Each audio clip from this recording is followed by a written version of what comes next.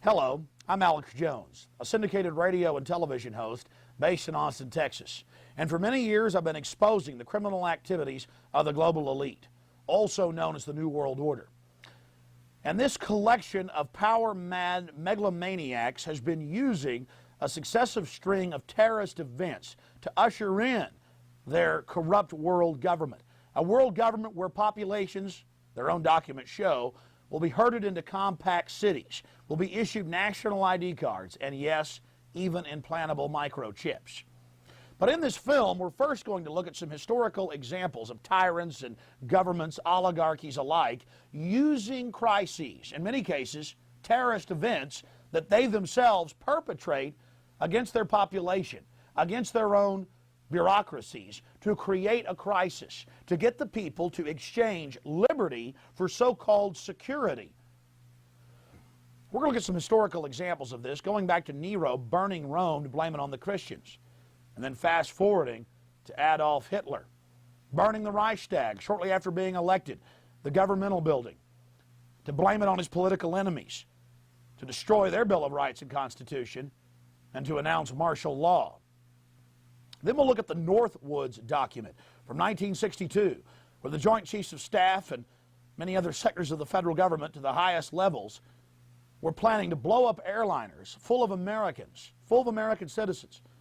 Then we're going to fast forward to the federal government training the drivers, cooking the bomb in the horrible attack, the first attack on the World Trade Center in 1993. They were caught doing it. It was in the news, but got brushed aside. The FBI was caught on videotape admitting it, bombing the World Trade Center complex to get their agenda through. Then, of course, 1995 with the Oklahoma City bombing. Again, staggering amounts of evidence, an absolute proven fact that the government had prior knowledge and was instrumental in engineering the attacks on the Alfred P. Murrah building in Oklahoma City. And then, of course, none of you have to be reminded of the tragic events in 2001 on September 11th.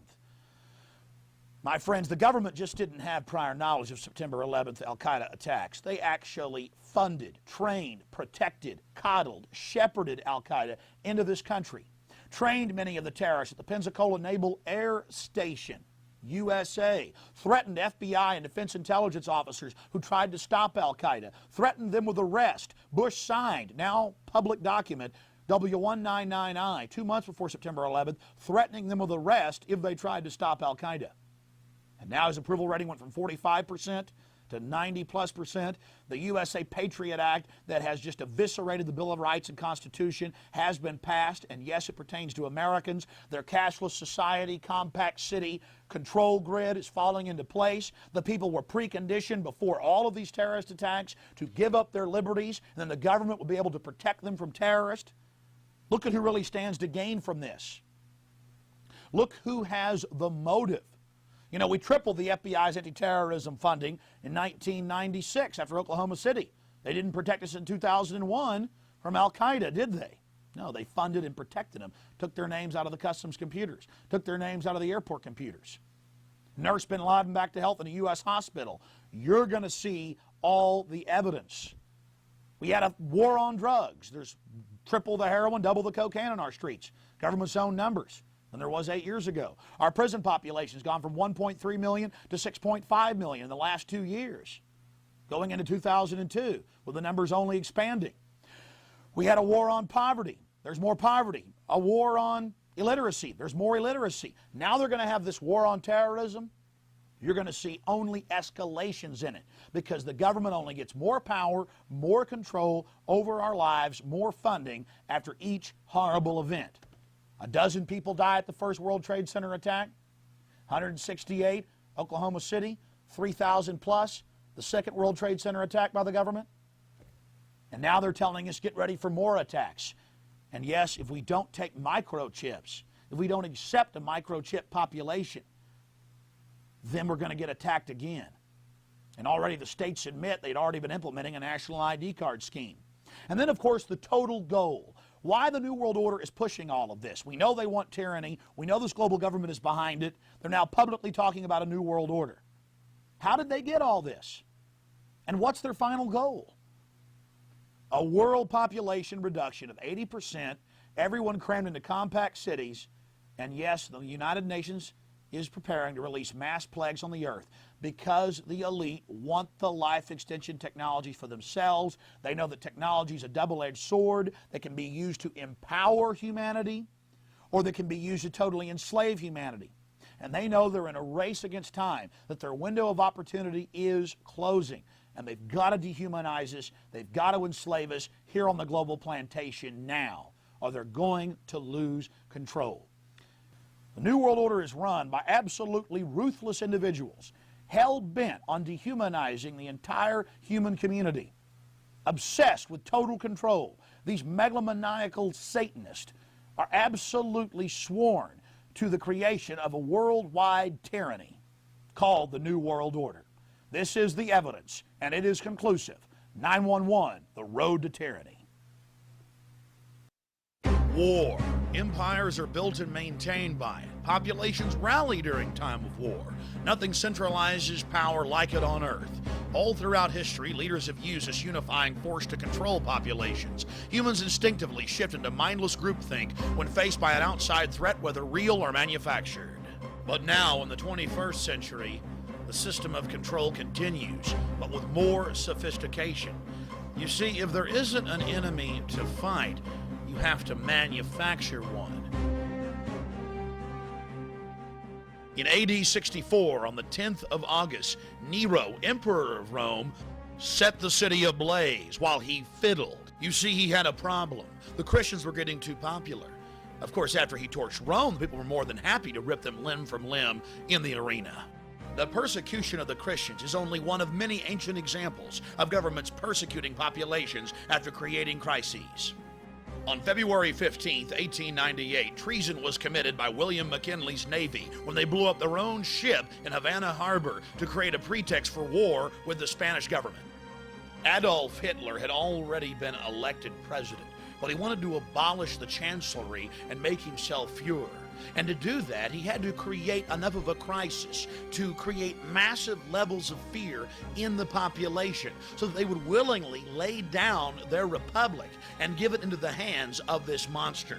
On the night of February 27, 1933, Adolf Hitler's stormtroopers, historical documents now conclusively show from Nazi archives, burned the Reichstag government building to the ground. A wave of arrest then took place across the Reich as the Fuhrer told the people, yes, I will protect you.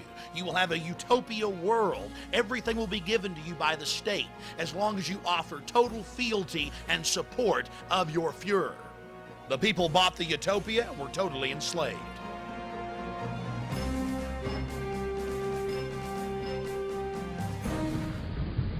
Yesterday, December 7th, 1941, a date which will live in infamy, the United States of America was suddenly and deliberately attacked by naval and air forces of the Empire of Japan.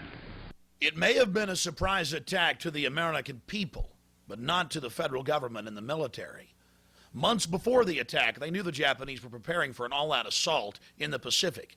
And now even the History Channel admits, as well as any other historical record, that Roosevelt 12 days before knew the actual date of the attack. They had Admiral Yamamoto's communique saying on the morning of December 7th, we'll attack the Pacific Fleet at Pearl Harbor and deal a death blow. Roosevelt had campaigned on keeping America out of the war.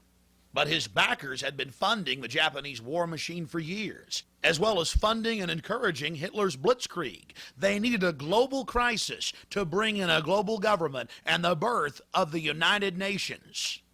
That's why 6 months before the attack on Pearl Harbor, Roosevelt had the Naval Command remove the code-breaking machines from Pearl Harbor, as well as dismantle the radar. They had to have the crisis to create this global system of tyranny. Think of the dastardly deed they had committed, leaving our troops, our sailors, our boys to die. You see, the global elite had attempted to create a League of Nations at the end of World War I. World War II had to be bigger and on a larger scale, so the people would say, give us a global government to protect us from these horrible wars.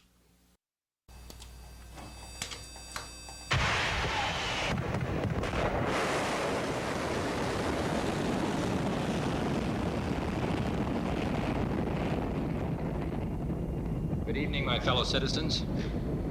This government, as promised, has maintained the closest surveillance of the Soviet military buildup on the island of Cuba. Within the past week, unmistakable evidence has established the fact that a series of offensive missile sites is now in preparation on that imprisoned island. The purpose of these bases can be none other than to provide a nuclear strike capability against the Western Hemisphere. In the early 1960s, the federal government needed an excuse, a pretext to invade Cuba. Seldom do we see examples as sterling as the Northwoods document, where the federal government actually put the plan to paper. It was actually carried in published media reports in ABC News and, of course, the Baltimore Sun. The federal government proposed blowing up airliners full of Americans, saying that casualty lists in U.S. newspapers would cause a helpful wave of indignation. The mad general, the architect of this plan, was General L.L. Lemonster, Chairman, Joint Chiefs of Staff. He got approval for his Faustian plan all the way up to the Secretary of Defense. President Kennedy was not amused. In the plan, they elaborated on how they could bomb Washington, D.C. and blame it on Cuba. Attack Marines at Guantanamo Bay using U.S. Army soldiers dressed up as Cubans. Or, they said, just like the sinking of the Maine to get into the Spanish-American War, we could blow up a ship again. Here they are admitting the problem reaction solution system and how effective it is to motivate the American people to get them behind a war, a nuclear war with Cuba and the Soviet Union. And you didn't believe that the government was capable of hijacking its own aircraft and killing its own citizens. President Kennedy had always been a servant of the elite, but he was so shocked by the Northwoods document that he signed Executive Order 11110 shortly before his death, announcing that he would abolish the Federal Reserve System. He also began to pull us out of Vietnam and signed an order to abolish the CIA. It was at that point that he was assassinated. You see, he had decided to be a leader of the people, to defend their interest, and the New World Order couldn't allow that to happen.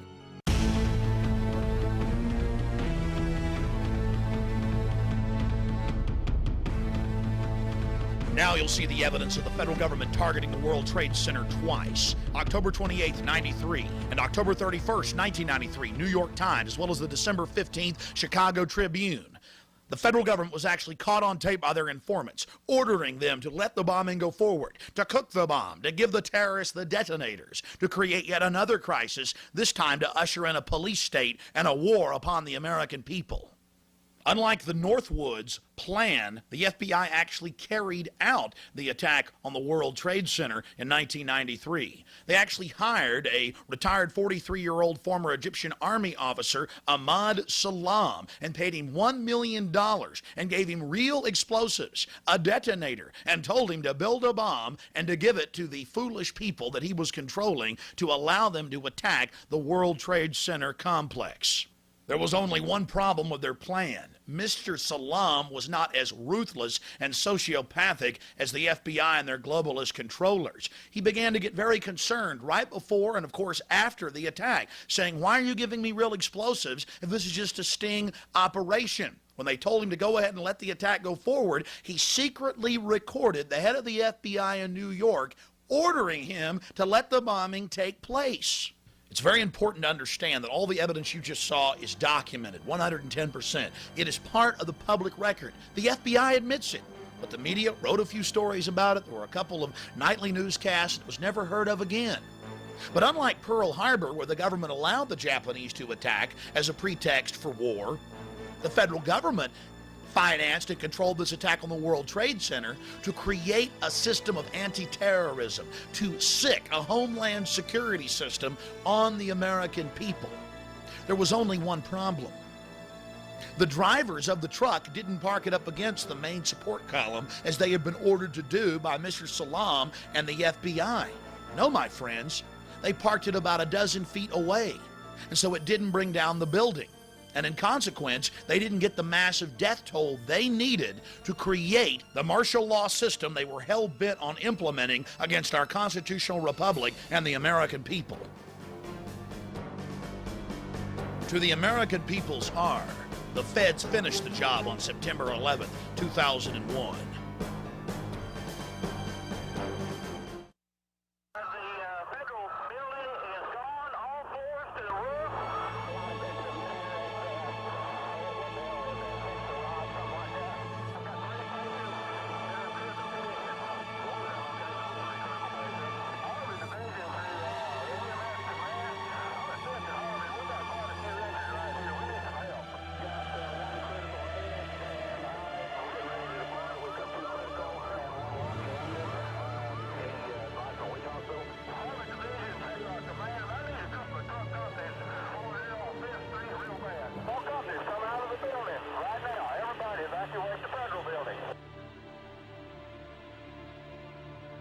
April 19th, 1995, in downtown Oklahoma City, multiple bombs ripped through the Alfred P. Murrah Federal Building. And as usual, federal fingerprints were all over this tragic event. Then President Bill Clinton, taking his orders from on high from the New World Order chieftains, needed a crisis to get his gun control agenda through, as well as his plans for a socialized America. Taking a page out of the Strong Men's Handbook, Bill Clinton knew that a crisis of this magnitude, endless images of mangled children, would pull on the heartstrings of the American people, and they would beg for the Anti-Terrorism Effective Death Penalty Act that he had failed to pass just a year before. The bill absolutely eviscerated massive sections of the Constitution and the Bill of Rights. We've been investigating this tragedy for over 6 years. The amount of evidence is staggering. Let's just hit some of the key points. Now let's get into it. Station that one explosion caused, because here's now what we are starting to learn about the succession, or what someone obviously hoped would be a succession of explosions. The first bomb that was in the federal building did go off. It did the damage that you see right there. The second explosive was found and diffused. The third explosive that was found, and they are working on right now as we speak, I understand, both the second and third explosives, if you can imagine this, were larger than the first. So try to imagine two or threefold happening what we've already seen there. It is just incredible to think that there was that much heavy artillery that was somehow moved into the downtown Oklahoma City Federal Building. Two other explosive devices were found that were not detonated, and they were larger than the first. I think he said another bomb. Oh my God, another bomb. We just saw, if you were watching there was a white pickup truck backing a trailer into the scene here. They're trying to move people out of the way so they can get it in. Appears to be the Oklahoma County Bomb Squad. It's their bomb disposal unit, essentially, is what it is, and it is what they would use to, if the report that we gave you just a few moments ago turns out to be correct, that they have found a second explosive device of some kind inside this building. They'll back that trailer down there, and the bomb squad folks will go in, and they will use that trailer. You see the bucket on the back there, sort of, this is how they would transport the explosive device away from this populated area to try to do something with it. The Justice Department is reporting that a second explosive device has been found in the AP Murrah building in downtown Oklahoma City. Mike, you're still with us, aren't you? Yes, I am, and I might tell you in addition to that, in fact, what we were told at the scene a few minutes ago was that, in fact, 2 different explosive devices were found in addition to the one that went off. So a total of 3, A total of 3. Now confirmed through federal authorities that a second bomb has been found inside that federal building in Oklahoma City. It was an explosion at 9 o'clock this morning that did that damage you're looking at right there, blowing off the entire north face of that building. Again, you're looking at the north face there. A second bomb was found on the east side of that building. A bomb squad is on the scene. That second bomb has not exploded. We don't know quite the status yet, if they've managed to defuse it, but it has been confirmed that a second bomb was found on the east side. I have is that one device was deactivated. Apparently there's another device, and obviously whatever did the damage to the Murrah building was a tremendous, very sophisticated explosive device. So President Clinton just called Governor Frank Keating, and he says that 3 FBI anti-terrorist teams are en route to Oklahoma City. Right now, they are saying that this is the work of a sophisticated group. This is a very sophisticated device, and it has to have been done by an explosives expert. Obviously, with this type of explosion. The medical teams downtown are unable to get into the wreckage to retrieve more of the injured because of the presence of other bombs in the area. Well, I just took a look down the street at the Murrah building again. I see another bomb truck going, so apparently they're going to try to get out that third bomb that's been talked about. Still a lot of activity around the Murrah building. Security concerns that another one still might go off. Fortunately, it didn't, because the second device that they found, we understand, was even more powerful than the first. They then found a third device, and you can see the look on this woman's face at the fear that she might have to go through the same thing again. They then found a third device, which was also larger than the first. Hard to feel lucky at this point, but certainly through some good work by some munitions experts and the explosive sniffing dogs, further tragedy has almost certainly been averted here. But it was a great stroke of luck that we actually have got diffused bombs. It's through the bomb material that we will be able to track down who committed this atrocity. It would have been an incredible help to have been able to get a hold of those unexploded bombs. Unfortunately, the BATF, according to police and firefighter testimony, were inside removing them and spiriting them away because they had to keep their story straight that there was only one bomb, a truck bomb. Out of hundreds of people we interviewed, we couldn't find a single person who said they'd heard only one explosion. But, you know, Did you live here, Charles, at the time of the bomb? I live here. I work right here in this building. I was at work. At work. Did you feel it? Yeah, I thought this building was blowing up. How many blasts did you feel? 2. And how far apart were they? Oh, probably about boom, and then it's boom.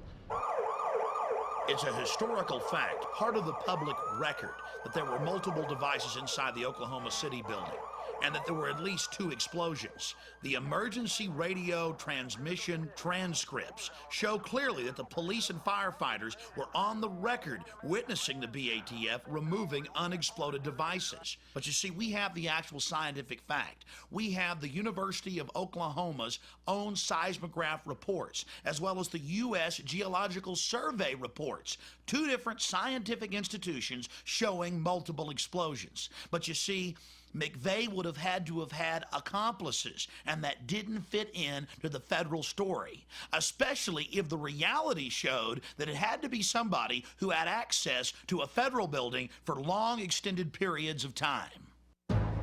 General Benton K. Parton, is the former head of Air Force weapons development and had over 30-plus years running the Air Force weapons development program. He has multiple engineering degrees. General Parton was amazed by press reports claiming the building had been blown in and that a truck bomb could cause that damage, when even basic understanding of explosive signature shows that the building was blown not from the outside in, but from the inside out. Within days of the blast, General Benton K. Parton was on the scene, but of course he was barred access. But from video as well as photographs of the columns, it was obvious to any trained eye that the columns had been blown off by shape charges. In a detailed report, the former head of Air Force weapons development laid out the physics, the mathematics. It was a physical impossibility for a truck bomb, even made of military-grade explosives, couldn't even begin to approach the damage that was brought against the Oklahoma City Federal Building.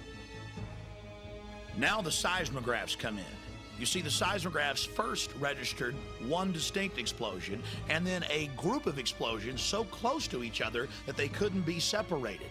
You see, the feds had to have a diversionary blast. They had to be able to tell the world that it was that lone nut McVeigh out front. You see, they needed McVeigh's truck bomb outside so they could cover the fact that there was actually explosives inside the structure. And if you look at the actual crater that was there, it was so small it could hardly be measured. But later in media reports, it got bigger and bigger and bigger. Another key piece of evidence that General Parton raises is that a single bomb explosion cannot account for the failure of column B, which was further from the truck bomb than columns B4 and B5, which did not fail.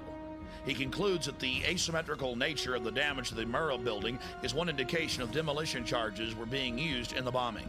In modern history, literally thousands of structures of every type and design have been destroyed commercially to make way for new structures. But that didn't matter to the BATF, the federal government, and the media. They turned structural engineering on its head, demanding, telling the world that a single truck bomb actually did this damage, and with this signature that clearly showed that the building had been blown out, not in. Not only was the scientific and engineering world in shocked disbelief, the general public wasn't buying the story because they'd seen what had happened. Now let's go to an actual news report the day of the tragedy. Some of the floors have just crashed together. I mean, there are some points where you just literally can't get in at all.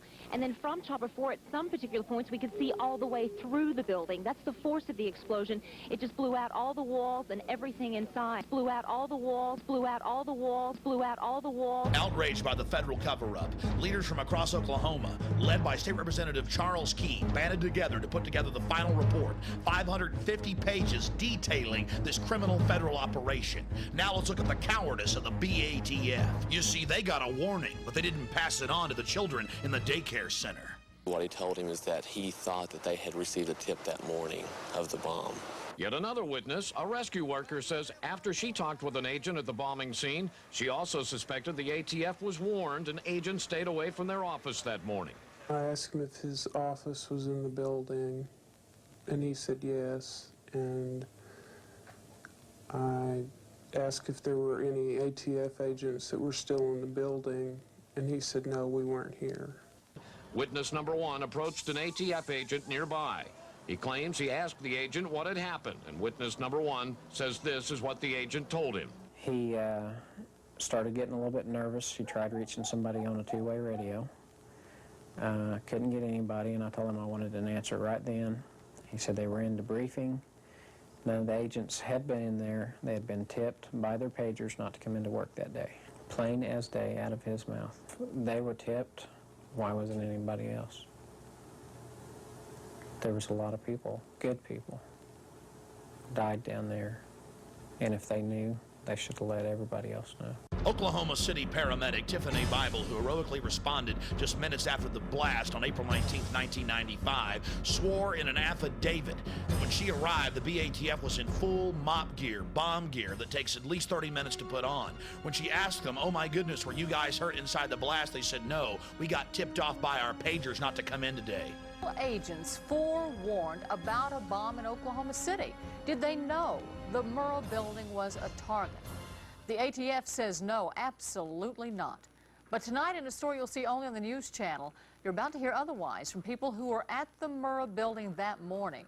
We're asking simple questions and we can't get any answers, so it makes us that much more curious, you know? Where the hell were they? The news channel did ask for a private meeting with ATF officials to discuss the credibility of these witness reports, but the ATF refused, saying they had no more to say on the subject. Lee Harvey Oswald acted alone, and so did Timothy McVeigh in Oklahoma City. So we're meant to believe. But hundreds of eyewitnesses reported seeing Middle Eastern men crawling all over this operation. Let's look at John Doe number 2. Because I sat there and I seen McVeigh was with another person. Do you have any doubt in your mind that there was a passenger in the Ryder truck? That's even more. I have no doubt there was definitely a second person, no matter what. There was 2 people in this vehicle. John Doe number 2, and there was a $2 million price put on his head, and now they're saying there's no John Doe number 2. And our witnesses picked out of photo lineups. The news channel shared the information and surveillance tapes of this man with the FBI. They've had some of that material long before our reports went on the air. In the building, and I looked out the window, and I seen the Ryder's truck, and I seen the man get out of the Ryder's truck. She was just 10 feet away from the man depicted in this sketch when he stepped out of the Ryder truck.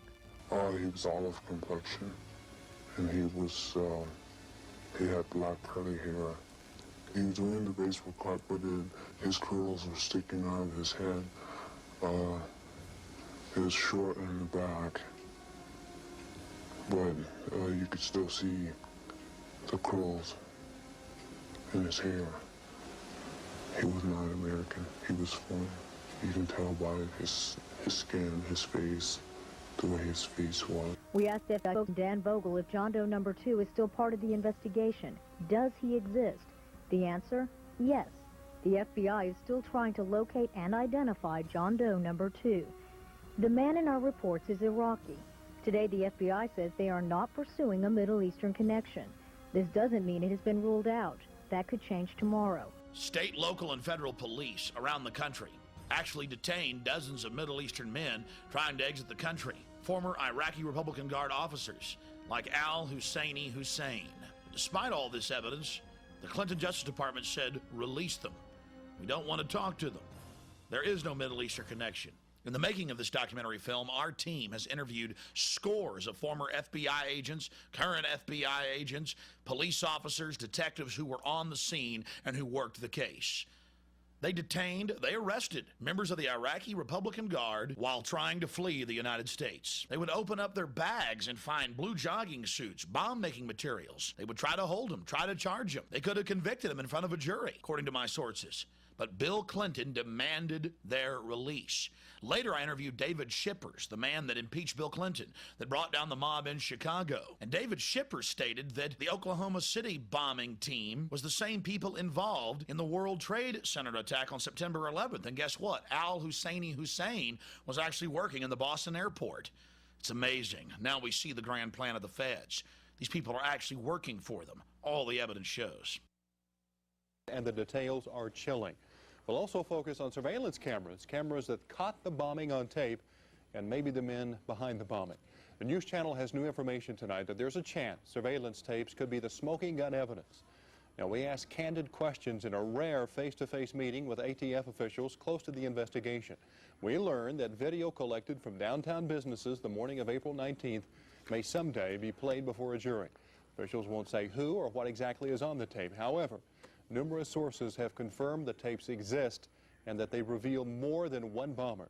So what evidence are they asking for? They're asking for video taken from the Ryder truck from the Rigi Towers. Well, Kevin, it's a question we've all been asking. We've been asking that question since we first broke the story that surveillance cameras aimed at the federal building could have captured all those involved on tape. Now, sources have confirmed those tapes exist and that they show more than one bomber. The FBI also confirmed those tapes exist when they refused to release them, claiming the video is part of a criminal investigation. And now, for the first time, we get an on-the-record response from the head of the Dallas office, ATF. We learned that videotape could be unveiled as part of the prosecution's case. No officials will discuss specifically what's on the video, but we have been able to recreate some of what may have been captured by downtown surveillance cameras through the eyes of the witnesses.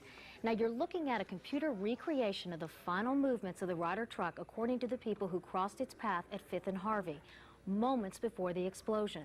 Tonight at 10, the witnesses will detail their memories of how they believe the suspects carried out the crime and made their getaway. Now, all these accounts share a common and unsettling similarity. The witnesses say they saw several accomplices, including the infamous John Doe number 2. ATF officials tell us the elusive John Doe is still part of this case, but will not comment any further. However, they did tell us that there's a lot about this case we don't know yet, information you can't find in the indictments against Timothy McVeigh, Terry Nichols, and Michael Fortier. It was just hours after the bombing when the news channel first told you about the possibility that surveillance cameras may have captured the explosion and the killers on tape. Our sources and sources for the LA Times describe what's actually on those tapes. The information shows some huge surprises, the biggest that it may have been John Doe number 2, not Timothy McVeigh, who detonated the bomb. Brad Edwards has the latest on the investigation in this exclusive News Channel report. Our new information comes directly from a source that has seen parts of those surveillance tapes. It also comes from reports now in the Los Angeles Times. But perhaps the biggest surprise is contained in the news channel's own information.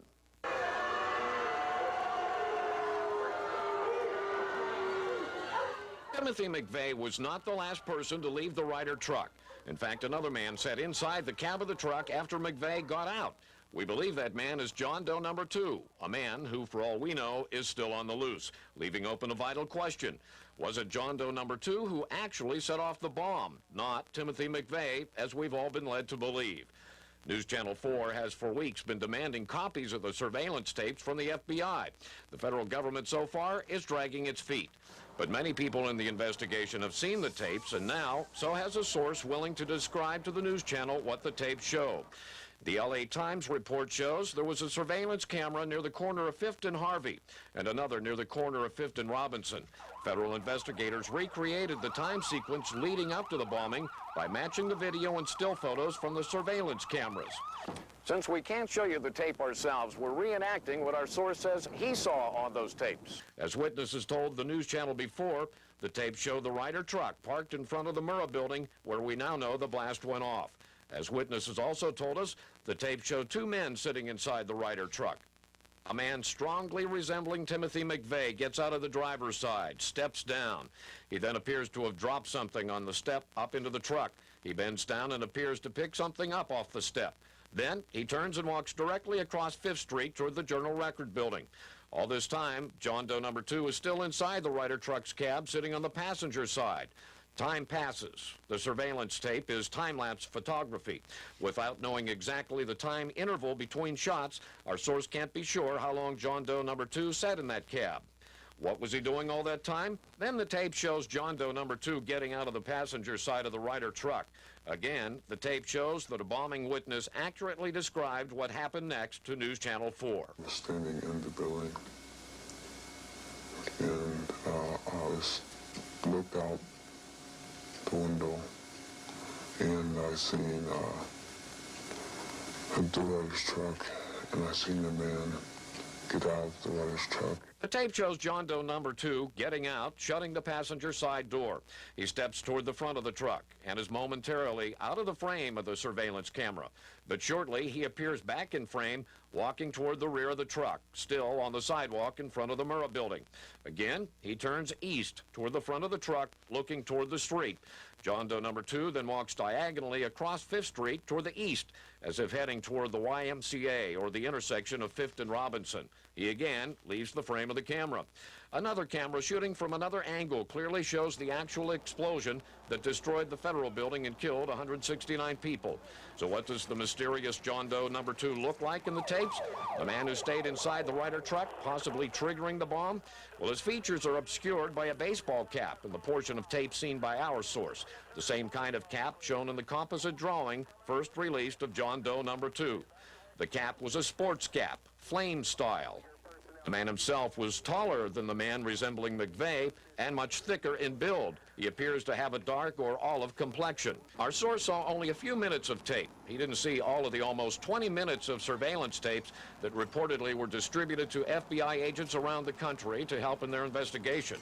But they do show enough to raise some crucial questions. Who actually set off the bomb? What was John Doe number 2 doing in the cab of the truck after the McVeigh lookalike got out? And how did John Doe number 2 get away from the Murrah building? My understanding is there was a video of McVeigh getting out of the Ryder truck, jumping into this other pickup with John Doe number 2. Well, where's that video? Are we ever going to get to see it? Do you realize what you've just seen, America? The government had multiple surveillance camera tapes. In fact, when it finally came out in court, when the federal government declared in 2001 that they wouldn't release the videotapes because of national security implications, that there were actually 12 surveillance camera tapes that had these different Islamic individuals, these Arabic men with McVeigh and others, as well as the BATF hiding out right down the street, preparing to pounce on the operation and declare themselves the heroes, the saviors, the victims. Think about it. Now in 2001 and right into 2002, the federal government claims national security and refuses to release 12-plus surveillance camera tapes. What are they hiding? And the feds never tried to use it in court. I mean, if they had McVeigh pulling up alone and bombing the building and it was just a truck bomb, why not use the actual surveillance camera tapes to do it? But they didn't do that. You have to ask yourselves why. What's on that tape? Well, after you've seen all this evidence, it's clear. Federal involvement. Ratcheting up the police state right here in America. Danny Coulson, the FBI's top counterterrorism agent, checked into an Oklahoma City hotel nearly 9 hours before a truck bomb nearly leveled the Alfred P. Murrow Federal Building. The Embassy Suites Hotel receipt of Danny Coulson, the director of the FBI's Terrorist Task Force and founding commander of the Bureau's hostage rescue team, was dated April 19, 1995, with a check-in time of 0:20. That's military time for 12:20 a.m. Almost 9 hours before the blast, Chief Agent Coulson lied to the American people. He told a Time magazine reporter in 1999 the harrowing tale of how he sped at over 100 miles an hour from his home in Dallas, trying to get there after the bombing to save people and conduct an investigation. Oh, and by the way, the FBI won't release any of the credit card statements and records for any of their agents. What are they trying to hide? The system wasn't working. Going through the system didn't work. I did everything that they advised me to do. It didn't do any good. Hoppy Heidelberg was an upstanding member of the community with no criminal record. He'd been a grand juror for years. But when he started asking questions about the Middle Eastern connection and FBI prior knowledge and BATF involvement, the FBI actually came to his house brandishing firearms and told him to shut his mouth if he knew what was good for him. When he refused to be part of the cover-up and demanded that he be able to call witnesses as his right as a grand juror, the judge kicked him off the case. Just one more piece of this massive cover-up. The news channel has learned of another strange development. Apparently, before the bombing, Governor Frank Keating's brother, Mark, had been working on a novel about a terrorist bombing in Oklahoma City. Stranger still, one of the characters in the novel was named Thomas McVeigh. Governor Frank Keating's brother, Martin Keating, wrote The Final Jihad. In the book, Tom McVeigh masterminds the bombing of the Oklahoma City building. He dedicated the book to the Knights of the Secret Circle, a known Illuminati group. And he wrote the book 2 years before the bombing. The tragic events of Oklahoma City, if the truth was known to the public, makes it even more tragic, even more horrific. You see, it's now a monument to the police state, a monument to the sacrifice the government made of American lives, of American blood, of American tears, as an excuse to get the feds to be able to circle the wagons against the American people, to have a pretext, an excuse to expand their police state. They covered the whole operation up. It's clear that they had prior knowledge that multiple bombs were detonated on the inside of the building, that the feds have grabbed the 12 surveillance camera tapes and are refusing to release them, even in 2002. Threatening grand jurors, destroying the building and burying it under guard. The federal government blamed this tragic event on Christians, conservatives, gun owners. But if you look at the evidence, it's clear who's behind it, the federal government. And they use this, just like Hitler used the Reichstag, to get martial law cranking in America. $62 million is coming to Oklahoma soon to help anti-terrorism and disaster relief efforts. Government crime certainly does pay, especially when it's government-sponsored terrorism against its own institutions. That's right, the BATF locally got tens of millions of dollars extra funding, but so did every other federal agency that tries to control the American people. $24 billion increase in anti-terrorism funds. And after September 11th, they've now tripled that. And of course, the BATF ensured that the building was completely demolished, so there couldn't be any evidence of their heinous acts. And that's right, ladies and gentlemen, they actually buried the building under guard at a private landfill with Wackenhut guards protecting it. From A to Z, federal fingerprints all over it, and doing everything they can to suppress the truth. For Bill Clinton, the servant of the New World Order, whose approval rating exploded after the attack, and his attack dog, the butcher of Waco, Reno. She was very happy to blame it on Christians and conservatives and gun owners. It was her excuse to expand federal control over local police and to merge the military with the police in new giant anti-terrorism training camps where the military and the police prepare for mass gun confiscation and extermination of the American people. Evidence of that's coming up later.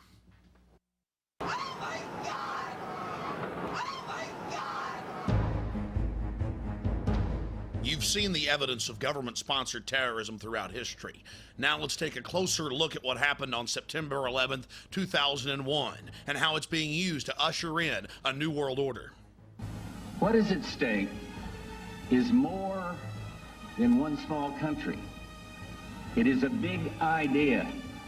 A new world order where diverse nations are drawn together in common cause to achieve the universal aspirations of mankind: peace and security, freedom, and the rule of law.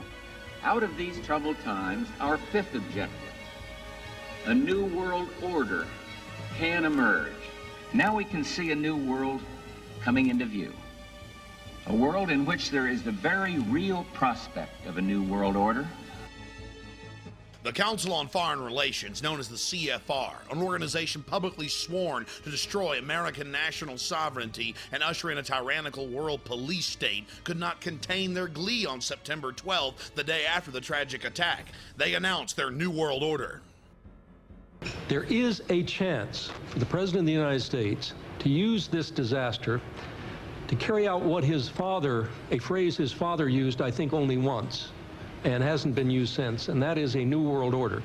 There it is, the CFR actually admitting that this crisis was helping them to bring in a new world order, global government. And how would they get that job done? You see, for decades, going back to Jimmy Carter and Brzezinski Brzezinski, the national security advisor, they had been breeding, creating these terrorist organizations, funding them and training them to attack America.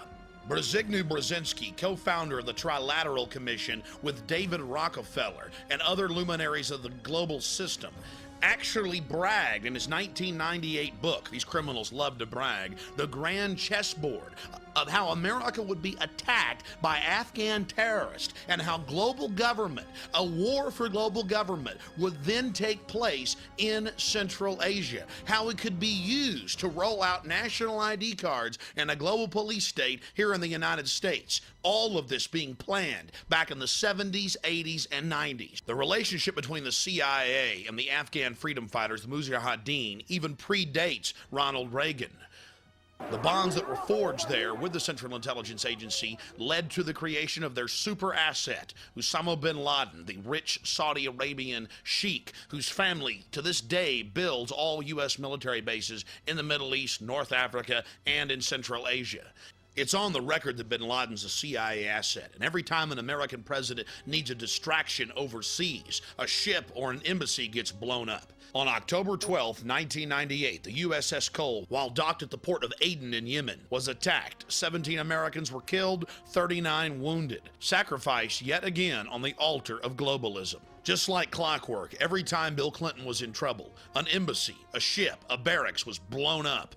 Just like Oklahoma City, the CIA asset bin Laden was delivering time and time again, and Bill Clinton was there protecting him, refusing to allow foreign countries like Sudan, even Iraq, and Afghanistan to give them the files of where Al-Qaeda was in the world, and yes, where they were active even in the continental United States. Sudan even offered to arrest bin Laden 3 separate times. Bill Clinton answered by bombing with state-of-the-art cruise missiles their only pharmaceutical plant. Denying Africa, desperately needed medicines. You see, in reality, it's a lot bigger than just Republican or Democrat. The reality is the Central Intelligence Agency, controlled by Wall Street, has been grooming this creature and his family over the last 50 years to carry out dangerous projects in the Middle East, Central Asia, and North Africa. Back in 1996, the CIA worked in tandem with Pakistan to create the Taliban. Then in 1998, when the Afghans offered to arrest bin Laden, the CIA responded, publicly telling him to do no such thing. They needed this boogeyman for one more big action, and his family the entire time was being rewarded with giant satellite company deals, oil company mergers, and some of the biggest construction projects in the world. New world coming.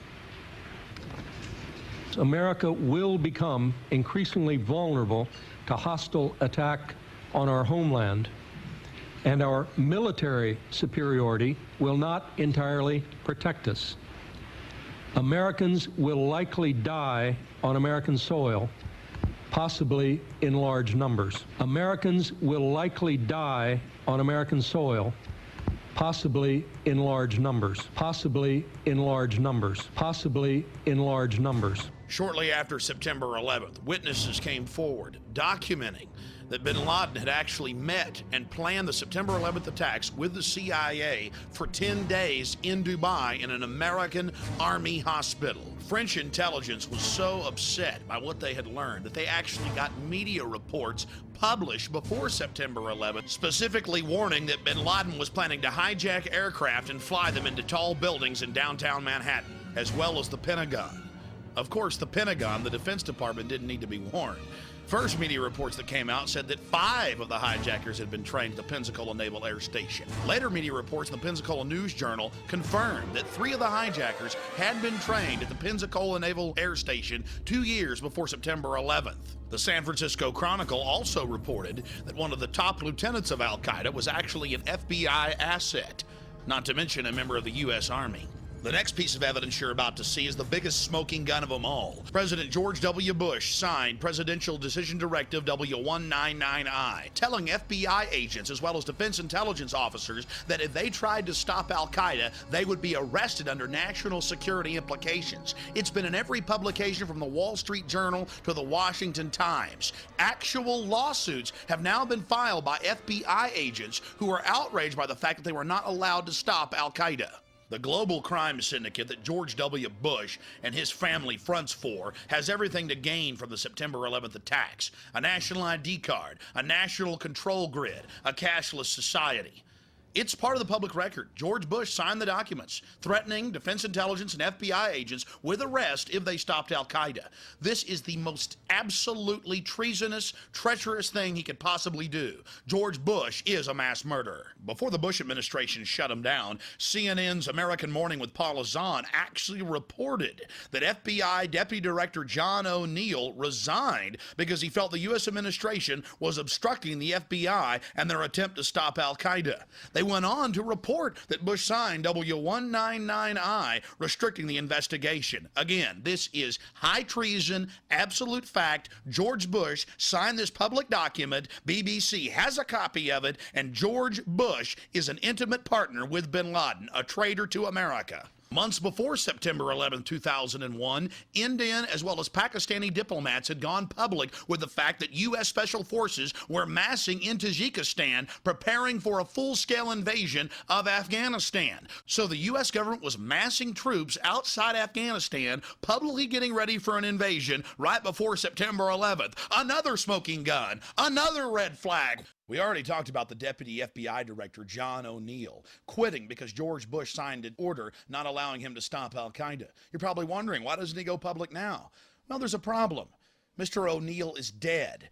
His new job was working as the head of security for the World Trade Center complex, and he died in the collapse of September 11th, his first day on the job. The Bush and bin Laden family connection goes back over half a century. And by the 1970s, George Bush Jr. as well as Osama bin Laden and his big brother were already vacationing together, owning airports as well as oil companies together. Even before September 11th, the Wall Street Journal had called for the Bush family to end their relationship with the bin Ladens. Then, of course, there's the Carlyle Group, the biggest defense contractor on the planet. And guess who the majority owners are? The Bush family and the bin Ladens. They could profit in the hundreds of billions off of this new war. before. Now you begin to understand what's fueling these criminal activities. Money and power. Dozens of respected publications have asked a simple question. What brought those buildings down? Especially Building 7 that wasn't even hit by an aircraft. Lou Caccioli, a 51-year-old firefighter in New York who was trapped inside the building, reported that multiple bombs were going off all around him. There are other eyewitnesses, former military munitions experts and police officers, as well as structural engineers. The oldest firefighting magazine in the country was absolutely outraged, demanding a real investigation. According to their evidence, there's no way that aircraft could have brought down those buildings. And don't forget Building 7. Nothing hit Building 7, but still it collapsed in a symmetrical fashion. The September 12, 2001 San Francisco Chronicle reported that Mayor Willie Brown was warned by the federal government not to fly on September 11th. He was warned the evening before. Now, of course, under pressure from the White House, Willie Brown refuses to say exactly what federal agency warned him, just that he was warned not to fly on September 11th. I wish the rest of the American people would have gotten that warning. But of course, if the American people would have been warned, then the government terrorist attack wouldn't have had its desired effect, to have the people begging for a nightmare global police state. On September 3rd, Salman Rushdie, author of the Satanic Verses, got a warning from the U.S. authorities not to fly. They went so far as to ban him publicly from flying, and the FAA admits they did it on the record. More chilling evidence of the U.S. government's prior knowledge. But you're saying, hey, wait a minute, what was that whole war about? We went in there and took out the Taliban. No, they escorted a couple hundred goat herders to torture them publicly at Camp X-Ray in Guantanamo Bay. The real leadership of Al-Qaeda and Taliban, the few that were left in Afghanistan when the war started, were flown out to safety and paid in gold bars in Pakistan by the U.S. federal government. Here's George Bush at the United Nations telling the people not to tolerate anyone that investigates these facts. Let us never tolerate outrageous conspiracy theories concerning the attacks of September the 11th, malicious lies that attempt to shift the blame away from the terrorists themselves, away from the guilty. I guess it's un-American to investigate the facts. Let's just call it a conspiracy theory, especially those FBI agents that have gone public about George Bush telling him not to stop Al-Qaeda. Conspiracy theories, conspiracy theories. Conspiracy theories. What you're about to hear is not a Freudian slip. It's a carefully crafted speech as Bush throws it in your face about dark cults of evil gaining power off of human suffering.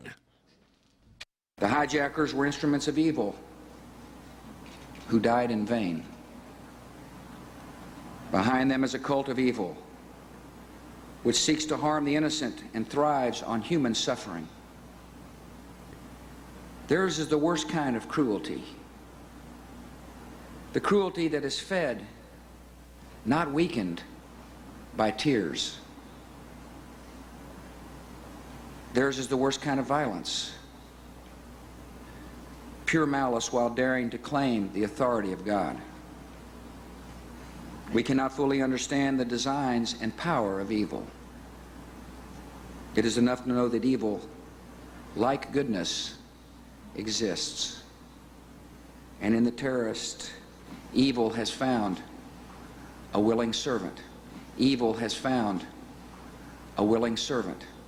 Evil has found a willing servant. 5 months before September 11th, David Shippers, the man that impeached Bill Clinton, that brought down the mob in Chicago, was actually getting investigative reporters on the O'Reilly factor warning of an impending terror attack on Lower Manhattan. We'll take you now to an exclusive interview with David Shippers from my syndicated radio broadcast. I began to get information concerning the Middle Eastern connection in Oklahoma City. And we've had Colonel Craig Roberts, who was a detective working the case, on this show many times, a month before the attack, predicting one was imminent, right here on this show. And he has all that same information. They actually arrested some of these guys, and the Justice Department in '95 said release them. That's right. And the word's out right even today that they're not allowed to touch them. The Oklahoma City police are not allowed to touch these people.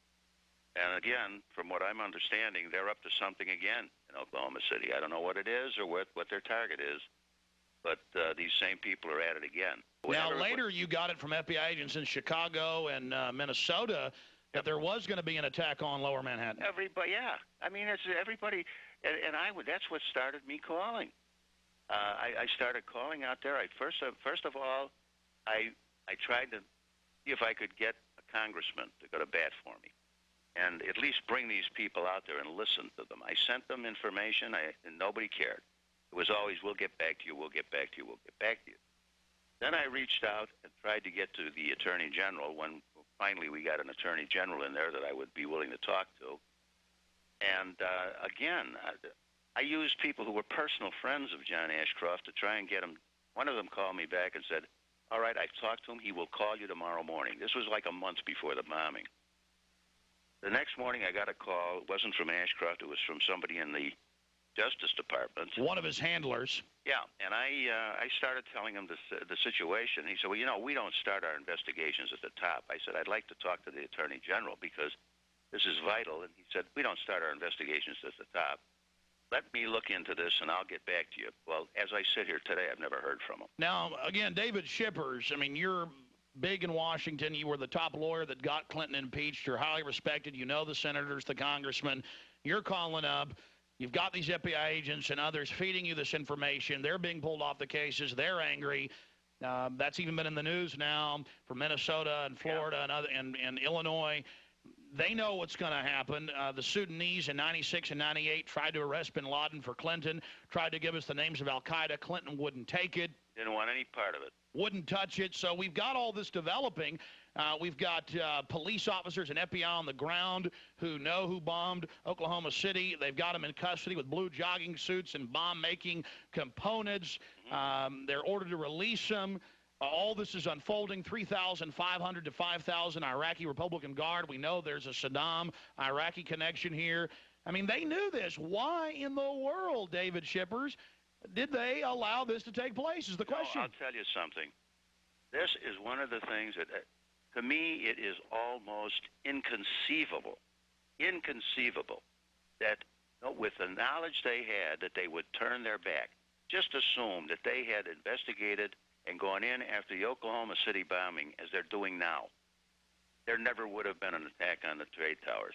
As a human being, as a former prosecutor, as a lawyer, as a guy who represents agents all over the United States, it is inconceivable to me that those bureaucrats in Washington would turn their back on the obvious for their own purposes. And now the World Trade Center complex is absolutely destroyed. Yeah, there's more coming. Now, you say that from your sources, I know you represent a bunch of FBI agents that are hopping mad. You probably can't talk about the specifics. You say you're representing them. Are they getting ready to sue or something? Oh, well, they're hoping to. I don't want to get them in court. I want to get them into the Intelligence Committee, somebody who can go to these, someone who has the authority and the ability to go to the FBI bureaucrats and say, butt out, we're going to do this right. I'm sure you're aware that on History Channel, they've been reporting for years. It's now confirmed that we had prior knowledge of the Japanese attack and they allowed that to take place. Sure. And now you see the UN empowered, World Court empowered. Looks like the UN's going to get to take over all that oil supply there in Central Asia. The face scanning cameras were in trouble. Now they're on the fast track. Yep. This has sure brought the police state more funding. Sure has. And I've been saying for years that once you have license, which we've had, the next step is tyranny, and it really is scary. The whole thing is scary. The American people are saying, I want to be safe. And I will, who was it, Ben Franklin said, if you give up your liberties for security, you will eventually lose both your security and your liberties. Absolutely. What was the intel you were getting from these agents? What were they saying? This agent here in Chicago filed the affidavit where he laid out the whole way that the money moves, the way that it's handled, how it comes out of the Middle East into the Chicago area, not only Chicago, but into the United States, how it's covered, how the operatives are covered, and then how the money gets back, how it's transferred back, and where it's kept while it's here. And that affidavit ran like 30 pages, laid it out. And that was the only one. He had to go through hell on earth in Washington. He had to fight like a tiger. Everybody in his own bureau and in the Department of Justice was against him, and still. Now, the FBI agents in Minnesota knew about all this and have the evidence, but they couldn't even get a wiretap or a warrant to search these guys. Exactly. And we're talking about some of the actual hijackers. Exactly. And this woman that was talking to me, she had other contacts who were in naval intelligence and in other areas, and she was reporting that there was one of these terrorists that was involved or connected with the bombing in Oklahoma City was working at the Boston airport. One of my, a friend of mine who happens to be an agent, had information showing that there were Hamas operatives working in baggage and areas at O'Hare Airport with free access to any part of the airport. But no one would listen. Clinton and his boys didn't want the United States to realize that Flight 800 was a terrorist attack and that the Oklahoma City was a terrorist attack because they didn't want to have to admit that the intelligence of the United States was totally destroyed. Well, Craig Roberts says it best. They wanted to demonize the patriots, the Christians, and create this internal security force to watch Americans because, oh, the precious Arabs, they can't do anything wrong. That's exactly what they started. Remember, I forget what nitwit it was that came out and said, you know, you can really blame some of the Rush Limbaughs and the talk show hosts who are fomenting this terror. Well, that was Bill Clinton. Clinton made that statement. And they had a handy guy in McVeigh. They had a real handy guy. I also know, and I know this through affidavits that I've read, that there were people, eyeball witnesses, who saw the Middle Eastern man running from the scene alongside McVeigh. And why don't the feds just release those 12 surveillance camera tapes if it's just McVeigh alone? Those surveillance camera tapes are going to show that there was a Middle Eastern man running with him. Some of these people who gave affidavits were interviewed by the FBI during the course of the investigation. They were interviewed about the second person they saw, and the agents tried to make them say that the second person was Nichols. Every single one of these people said absolutely not. It was a Middle Eastern type individual. Al-Husseini. Now, listen to this. None of those 302s, none of those investigative reports have ever surfaced. So the FBI comes up with all these thousands of documents that they claim they overlooked, but the key ones where they tried to get them to say it was Nichols never surfaced. What were they saying about the attack on Lower Manhattan? Originally, the original report that I got was that that they had arranged for 3 attacks on the United States. 1, they were going to take down an airliner. 2, they were going to attack a federal facility in the heartland of the United States. First one's TWA, Oklahoma City, in reverse order, and then now. And the third one was going to be a massive attack in Lower Manhattan. The original plan was a suitcase tactical nuclear weapon. The people that I was talking to were very, very, very credible people. And okay, here's the bottom line question. You're getting intel, attack on Lower Manhattan, third big attack. What did you say? I mean, who did you talk to? I mean, we know you tried to get to the Attorney General and I tried others. to get to the Attorney General. My first move was to go through some of the people I knew in Congress to see if I could, somehow, because I was working on a two-front. It was really a two-front war. On the one hand, I wanted to get someone to listen to Jana about Oklahoma City, but and what was coming up, what may be coming up. On the other hand, I was trying to get somebody to understand that Hamas has infiltrated the United States. I tried the House, I tried the Senate, I tried to get to the Department of Justice. The very people that put up roadblocks on the attack against the terrorists under Clinton are still there. And they still constitute almost like a moat between the people with information and the people who should hear the information. So when you're talking to these Justice Department people and folks in Congress trying to give them all this information, what do they say to you? They say, oh, my, that's wonderful. Yeah, we'll get right back to you. I have never got a call back. When I was on a radio program out east, out in Pittsburgh, and I hinted at this. I just hinted that the FBI was sitting on information when they should have been sharing it with others, and as a result, there was a breakdown in intelligence. The next morning, I got a call from the office of the Speaker of the House, who happens to be an Illinois Republican. Hastert, right. And they said, we understand. They hadn't heard the show, but they said, we understand you've got some information, et cetera, et cetera. I said, yes, I do. I would really like to share it with somebody. I have at least 2 and maybe 3 witnesses that should be subpoenaed to come out there and testify in executive session and tell you what I was talking about. Okay, we'll get back to you. That never heard again. A couple of days later, I got a call from the Senate Intelligence Committee. We hear that you've got information, et cetera, et cetera. Yes, I have information, and I'd be perfectly willing to bring it out to you, or I'd be perfectly willing to have my witnesses go in there and testify, but they have to be subpoenaed. Okay, we'll get back to you. That was last week. I still haven't heard a word. I talk to people like you who are in the media, people who are really well aware of what's going on, and they cannot believe that this can happen. Strangely enough, the one people that I haven't heard from is the FBI intelligence people.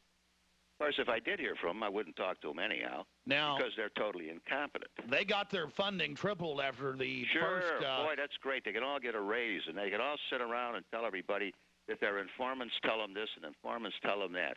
I'm still trying, and I'm still trying to get somebody to listen to me out there and listen to my witnesses, and to at least take the material. You know, Dana Davis had the same stuff she showed me. She walked into the FBI in Oklahoma City shortly after the bombing and said, here, I have all this material. It may be of some assistance to you. And they said, we don't want it. They refused to even take it. Just like Sudan trying to give us the names of al-Qaeda and arrest bin Laden. Exactly. And they said, we don't want to do that. Well, then I think you're an investigator. You're a prosecutor, Mr. Shippers. You prosecuted the President of the United States, successfully got the indictment, but not... prosecuted the outfit here in Chicago for 5 years. So, you can see the motive. I see more intelligence funding. I see the cashless society with the biometrics. I see an expanded UN. I see NATO planes patrolling our skies. Right. UN General McKenzie on Nightline the 19th, the week after the attack, 8 days after the attack, saying we need UN troops on our borders. I see global government being empowered and a takeover of the Middle East and Central Asia by the West. I mean, I see great dividends for them by allowing this to happen. So I hope to God you're wrong. I do. But and I can't fight with you or argue with you on it because it does seem to be heading that way. For trying to protect their country, the heroes get crucified. The heroes get crucified, and the bureaucrats sit out there and tell each other what a great job they're doing until another city blows up. And then they say, we need more tools. They have all the tools in the world. They could have found the money years ago if they had just listened. We've got to go public because we tried to do it the right way. We tried to do it by going to the people in whom you would normally repose your confidence and trust. It didn't work. Nobody cares. Well, we know this. The bureaucrats are going to get even more funding now. You want more evidence of prior knowledge? The October 24th, 2001 Associated Press reported that Ari Fleischner in a White House press briefing admitted that George Bush and much of his cabinet were already on Cipro on September 11th, 3.5 weeks before the first traces of it popped up in Boca Raton, Florida. This is a whole nother section. We can make a whole other film on it, but it was actually proven that the anthrax was sent from Fort Detrick, Maryland, a U.S. weapons lab, again to create fear.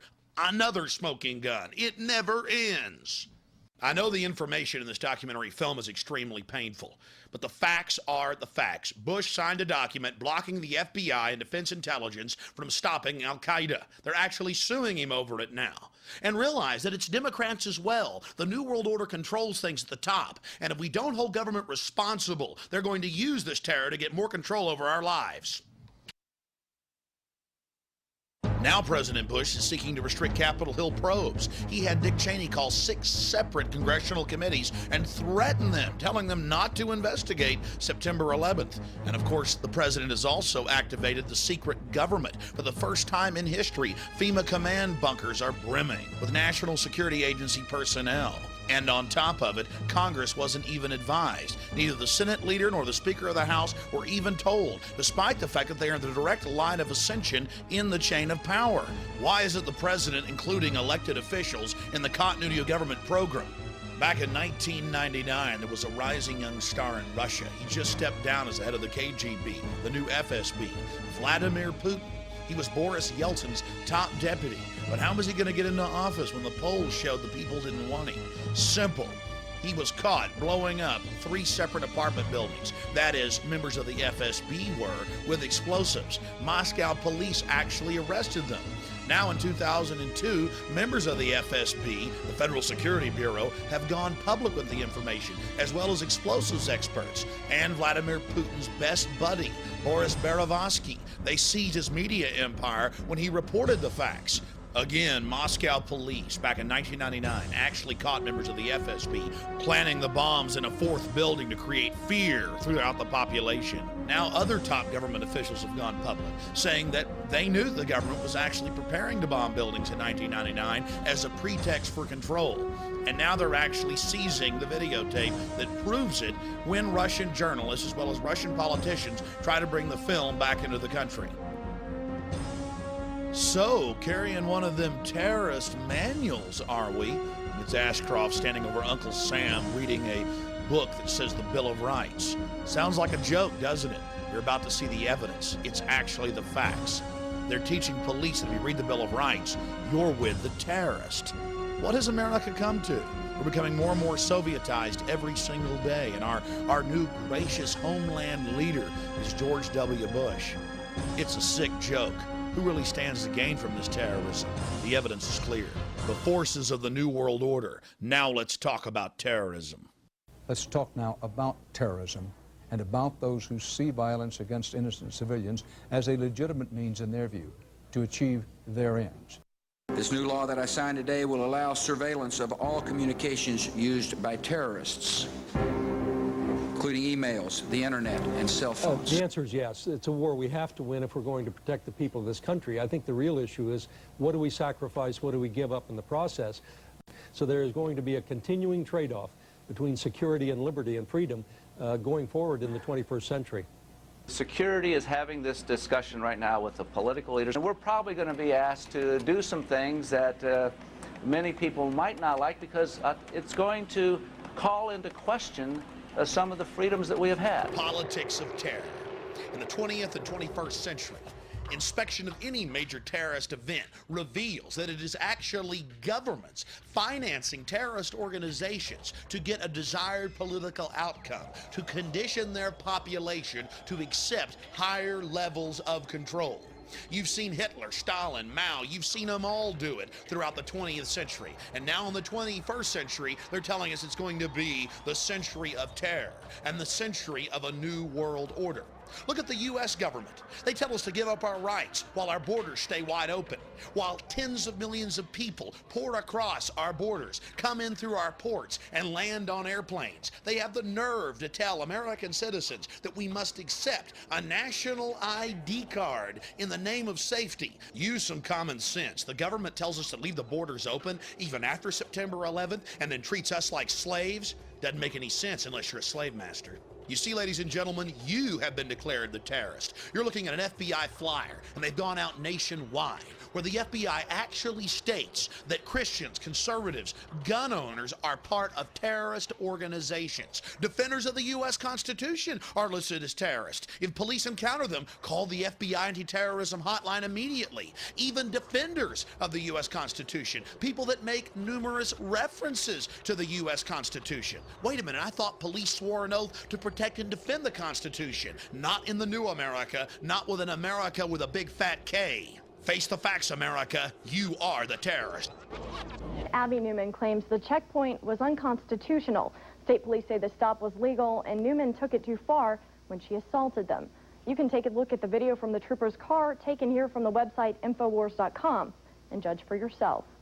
Notice that the media wouldn't show a full screen, so no one could tell what was actually happening. We'll show you what really happened. I need to know who you are. No, you don't. Yes, ma'am, I do. I'm not speeding. I am not intoxicated. I have given you no reason to stop me, and this irritates me. And I would be very happy to go into town and talk to the supervisor. Sir, you cannot. You cannot. This is my... Step out of the vehicle. No, sir. You cannot reach into this vehicle. Sure I can. You cannot. I got to know who you are. You do not. I must know who you are before you can go down the road. I have not broken any laws. I have not accused you of breaking any laws, ma'am. You just reached in my vehicle and opened this door and are demanding I have no idea who you are. The officer admits she's done nothing wrong, but she still must present her papers, all part of being guilty until proven innocent. I need to know who you are. Do you have a driver's license? You just proved to me you don't have probable cause because you don't know who I am. Okay, shut your ignition off for me. Pardon me? Turn your car off for me. Why do I have to Because I'm asking you to turn my car off. You are violating my United States constitutional rights. Any laws that go contrary to the United States Constitution are null and void, and I do not have to submit to them. I am not intoxicated. You have already stated you don't know who I am, so therefore... That's the whole point. I don't know who you are. I've told you who I am. Okay, this is an approved checking detail site. Are you going to tell me who you are? No, sir. You're not going to tell me who you are? You have not charged me with anything. You've not told me I've done anything wrong, and I do not owe you that, sir, because I don't serve you. You serve me. Okay. Because when you take one, you take another, and before you know it, we can't go anywhere without our papers, and that's what this is. May I see your papers, please? You can't travel down this road, ma'am, unless you show me your papers, please. You've already told me that the stickers are in order. I wasn't traveling in undue speed. I've done nothing wrong, and this is absolutely wrong. Don't reach inside my vehicle. I'm going to place you under arrest for obstruction of justice. What am I obstructing, sir? Sir! Step out of the car for me. Step out of the car for me. You are physically forcing me out of the car. No, sir, don't you touch any of my personal belongings in this car. You're right, I've recorded this conversation. That's assault. Yes, I did. Resisting arrest. It is not assault. I'll get the car. Don't you take one single item out of my vehicle, sir. I'm not fighting you. You're under arrest for resisting arrest, obstruction of justice, and assault on a police officer. I did not assault you. Think about our priorities in America. At a warrantless Fourth Amendment violating checkpoint, they pull over a housewife with no criminal records. When she simply doesn't want to get out of her car, they grab her and charge her with assaulting them. Let's take a closer look, and you can judge for yourself what this thought criminal has done. Sir! Step out of the car for me. Step out of the car for me. You are physically forcing me out. Step out of the car. No, sir, don't you touch any of my personal belongings in this car. You're right, I've recorded this conversation. That's assault. Yes, I did. Resisting arrest. It is not assault. I'll get the car. Don't take one thing. You have the out right of to this remain vehicle. silent. Anything you say can and will be used against you in court. You have the right to speak to an attorney and have him present while you're being questioned. If you cannot afford to hire an attorney, one will be appointed to represent you without any cost to you before any questions if you desire one. Do you understand those rights as they've been read to you? Do you understand your rights as they've been read to you?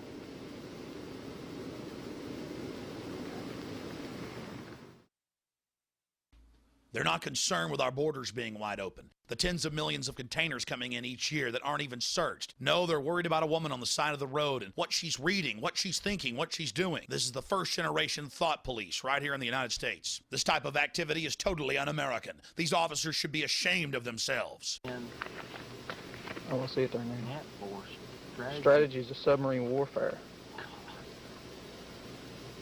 Hidden agenda. Called us. Man, she's into this weird crap. Power Plays, Ruthless.com, The Bear and the Dragon, Patriot Games. Here's where things really get interesting as they begin to dig through her car and find what they consider subversive material. Well, I just will get a record started. Yeah. You don't ask her, you just want to get the next one. I want to get the next one. She's invoked her right to remain silent, even though she don't believe in our laws.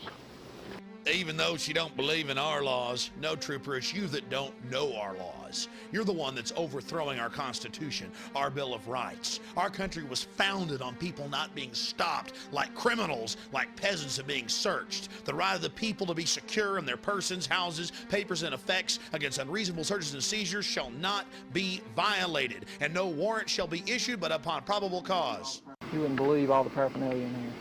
I mean, look at this clipboard right here. Check me out. Comment upon voluntary nature of Social Security. It's a whole riot act on why you don't have to have a Social Security card to pay into Social Security. She's just anti-government, yeah. She apparently belongs to some kind of a clan or something. Militant group. Yeah.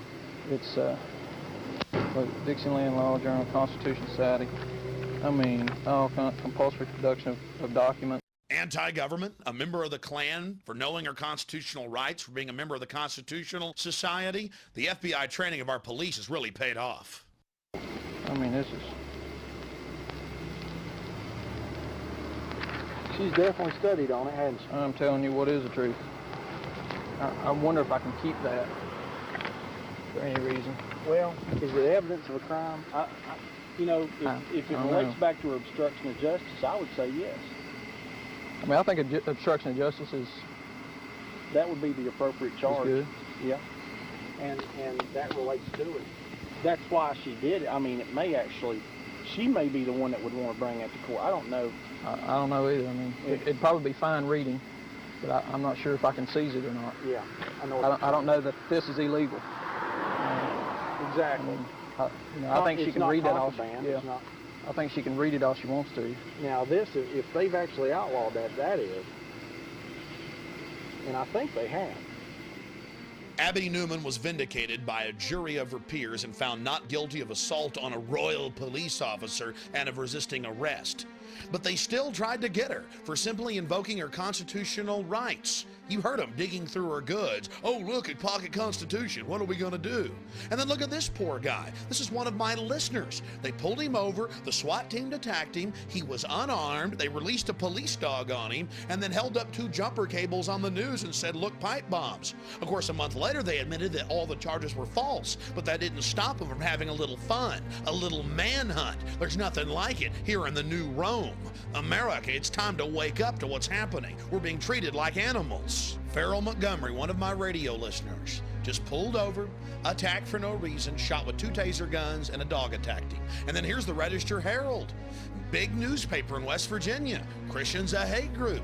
They found out the FBI and law enforcement schools across the state, and it's going on around the country, are teaching them that Christians, period, are hate criminals, are part of a terrorist group if they believe in a second coming of Christ. And all this comes right out of the Project Megiddo report, where they list homeschoolers, gun owners, anybody that cares about freedom, anyone that believes in Jesus Christ, anyone that believes in a second coming. Again, where did the First Amendment go? Anyone that discusses a New World Order conspiracy theory. Well, you've heard world leaders saying New World Order throughout this documentary. Anyone that talks about a New World Order takeover. The evidence is clear. If you resist the New World Order takeover, you're being demonized as a hate criminal. Look, it lists homeschoolers as terrorists. Remember, if you say New World Order, you're a terrorist. It is a big idea, a new world order. Out of these troubled times, our 5th objective, a new world order, can emerge. Now we can see a new world coming into view.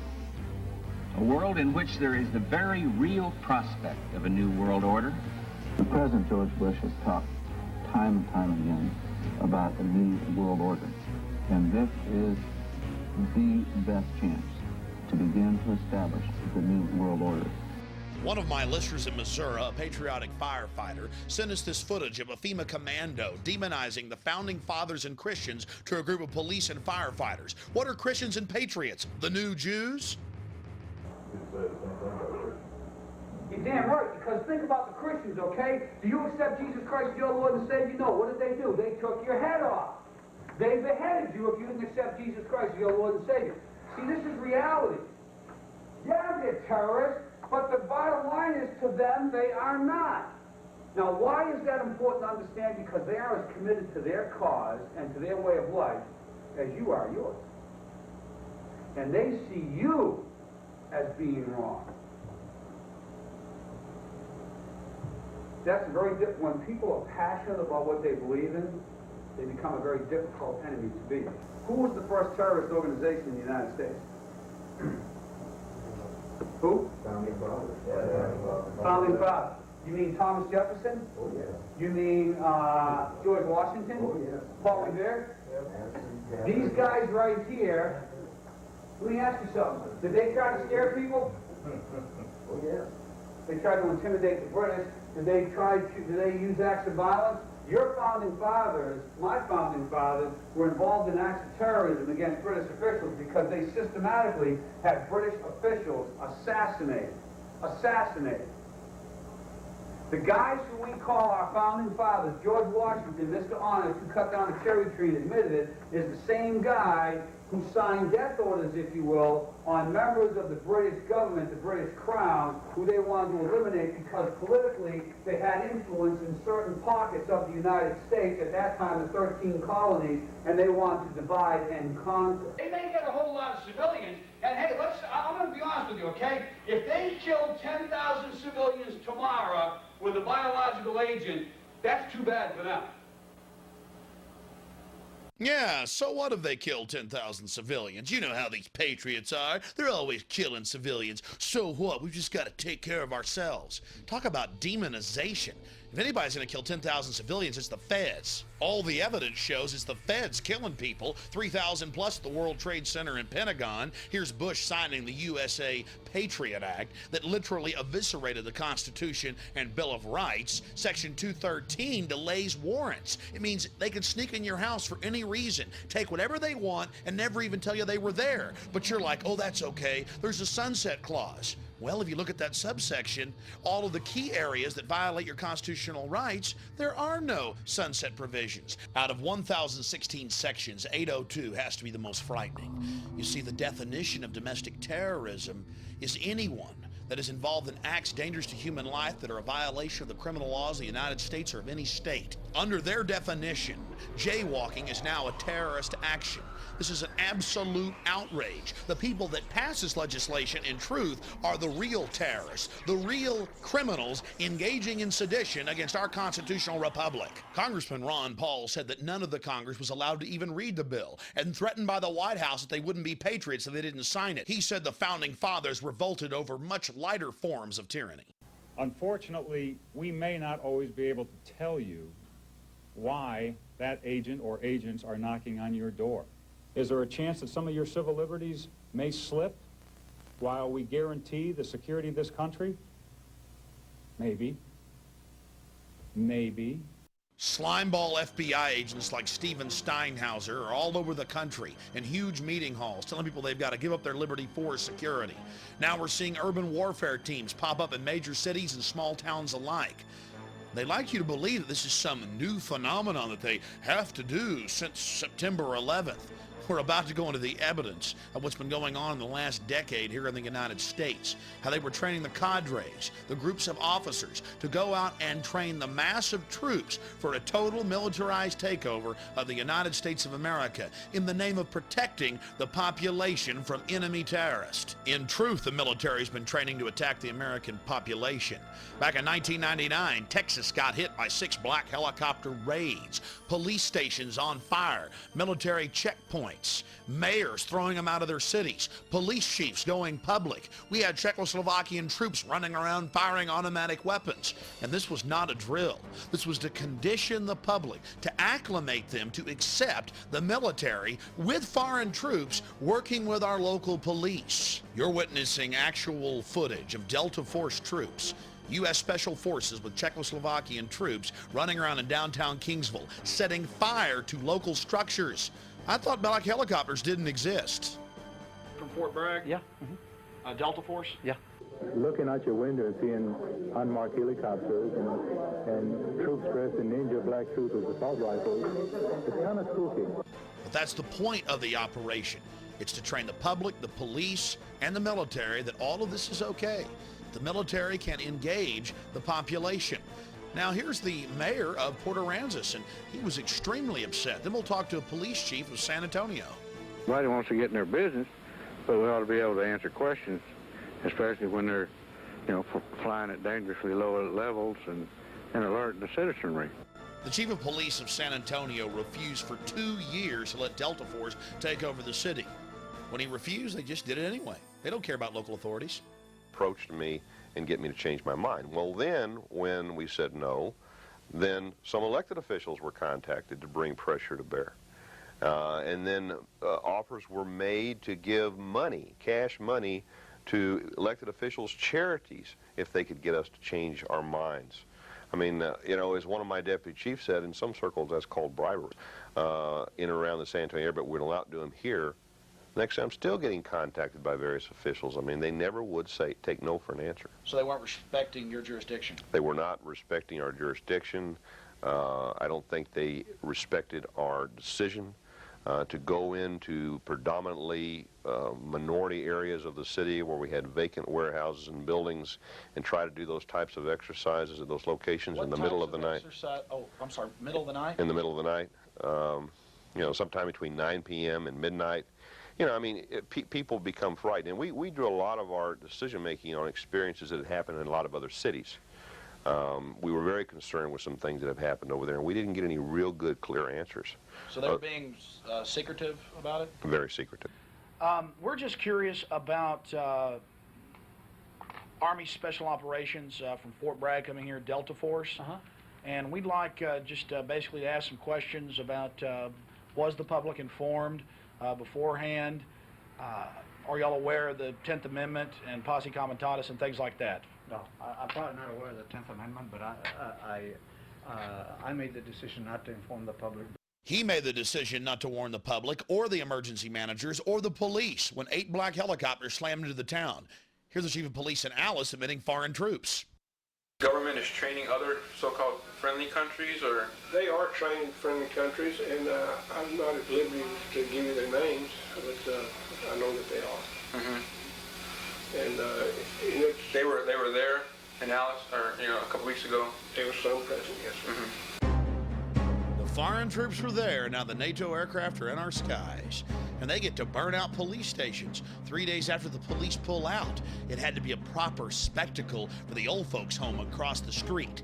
Foreign troops burning out police stations. But that's okay, because it's just for fighting foreign enemies. Well, here's actual footage from Fort Hood, Texas, as the BATF, the gun confiscators, train with the Green Berets for an assault on the Waco compound, the wooden church full of men, women, and children, violating every canon of a free society. The military, with the state police and the BATF, assaulted the Branch Davidians. And then, of course, on April 19th, they actually burned the structure down, full of men, women, and children.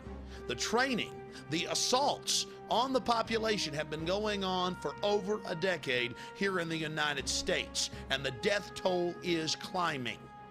What's happened to our special forces? What type of cowards have they been twisted into that they go out and attack American citizens, wooden churches full of men, women, and children, and then slough it off as if, oh, well, they're just a bunch of cult members? Whatever happened to live and let live? And whatever happened to the federal law barring troops from assaulting civilians? Whatever happened to the 1878 law, posse comitatus? Unfortunately, it was flushed down the toilet a long time ago.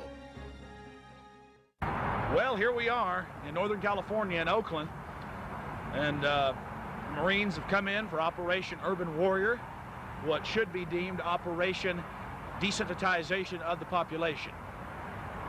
And they have their role players, they have their fake camps set up, you name it. We're going to take you in and show you what's happening. Attention, attention, attention. American forces are here to help. Remain calm. We will not tolerate civil disobedience. Attention, attention, attention. American forces are here to help. Please remain calm. We will not tolerate civil disobedience. I've made 2 documentary films about the police state and been to dozens of these military training operations where they hire hundreds of role players to beg and scream, "We're Americans, please don't put us in camps, don't take our guns."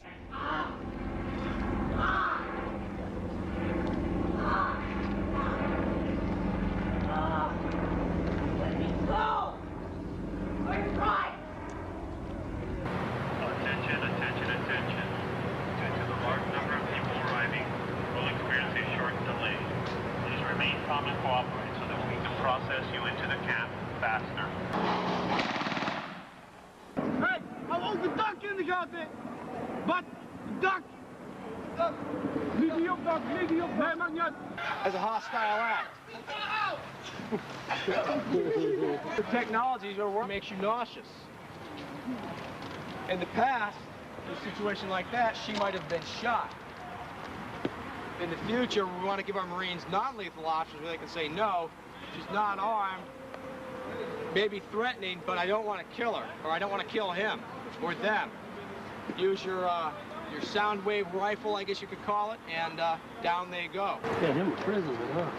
Now you're going to see an execution.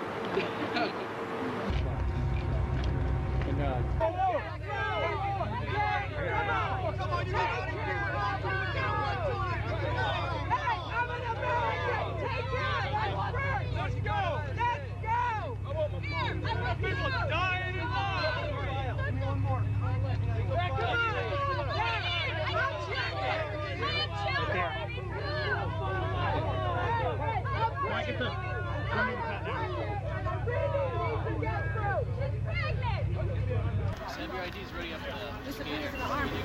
I got 5 kids. I need pampers and diapers and milk. Okay, these guys have plastic handcuffs available. Well, I think terrorism is being practiced on the residents of the city of Oakland because many of the retired teachers, retired military people have informed me that they understand what's going on, and it's not anything that relates to humanitarian training whatsoever. This is a psychological, as we in the research community say, this is a psyops. They're preparing people for what is coming, not what is being presented today. So you're saying they're preparing people to accept it with incrementalism? That is correct, like the old frog example. You know, you put the frog in the water and you just gradually continue to raise the heat on the water until the frog is cooked. That's the way it works. Of course, that was California in '99. By 2000, they were actually arresting people in Swansboro, North Carolina, and they called it training. Patrolling, taking over the city council, taking over the public buildings, running checkpoints, searching people's cars, taking them to jail, confiscating firearms, and it was in the newspaper. Oh, wow, the Marines are out on the road just helping us because the government said it wasn't a question of if, but when the next terrorist attack was coming in. We were going to have to give up our liberties for security. Remember what the FBI agent said? Are you going to have to give up your rights? Maybe, maybe. Preparing the cadres, searching people's cars, taking people to jail. Is this Russia? Is this Mexico? No, it's the new America. Searching the vehicle right now. 3 Alvin, this is DP. We copy your last. Stop the vehicle. Have 2 male detained. Keep us abreast of what is going on with the situation. Copy. Roger, I copy. Well, I'm glad the Marines are learning how to do their police work, and, well, here's 2 of the troublemakers now that they've apprehended. We showed you California in '99, and, of course, what was happening in North Carolina in 2000 in Swansboro. This is Hebron, Maryland, back in 1998, where they had the children running around in these little white T-shirts, and they were publicly training them to go around and find out where the gun owners were. We interviewed the commander of the Marines, and he admitted they were doing house-to-house searches with volunteers for weapons sweeps. When we talked to the Marines on the ground, they admitted that this was for a domestic takeover, to fight domestic insurgents, patrolling America, taking over the city council, taking over the town hall, working with the local police, total acclimation, total integration, total downtown Moscow, USA. And of course, they had an obsession with the youth. Large gangs of young children roving around day and night with the police and the Marines looking for the insurgents. And of course, there were hundreds of them marching around in plain clothes. America needs a secret police, don't we? Understand, this goes against the very grain of what it is to live in the United States. And I'm not against our police or our military. Think tanks, psychological warfare, psyops experts have created a program of incrementalism in the last decade that has brought us to this point in America. And now since September 11th, they have their pretext, their excuse to roll the troops out en masse. They've announced it in the Washington Post. United States Army, 365 plus thousand of them to patrol our highways. Imagine Marines in your backyard, in your front yard, walking down your streets in the middle of the night. Well, you're a patriot, aren't you? Well, I certainly am, but this is a deadly, dangerous precedent that's being set. They're brainwashing our military. Now, if they had nothing to hide, I'm a little confused by their actions. The police began to get more and more aggressive as the night wore on, simply because this average Joe Q citizen was trying to catch some videotape of the bizarre activities. Oh, nothing. I just said I didn't have it on then anyway. I was talking to you. I didn't have it on.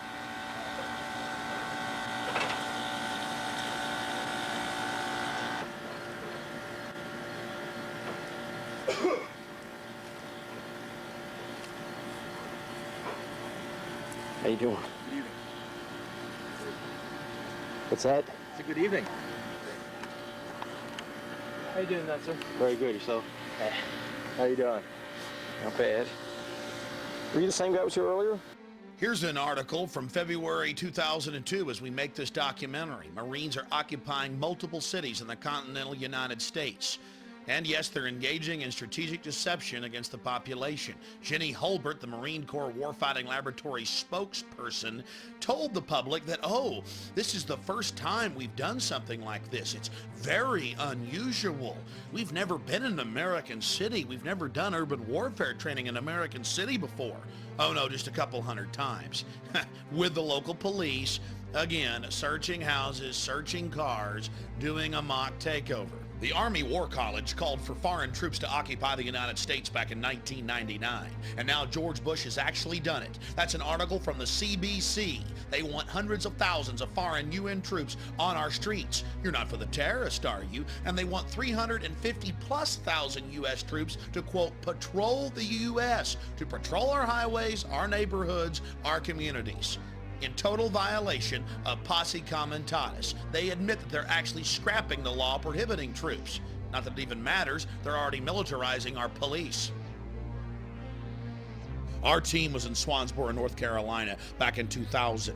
In February of 2002, 2 Special Forces trainees were killed by a sheriff's deputy. You ask why? They were trying to disarm him. They were trying to take over local law enforcement. This is the new type of training that our military are being given to overthrow the civilian government, the elected government, right here in the United States. And shockingly enough, there were actually 2 cases of this in the same week in North Carolina where they were being trained to overthrow the civilian government. Over to your right also! This looks like a gaggle, Mr. Wright. Get these lines straight out! Straighten it out! Just to your right! Is your group ready? Sir, yes, sir! Sir, group prepared and ready to go, sir!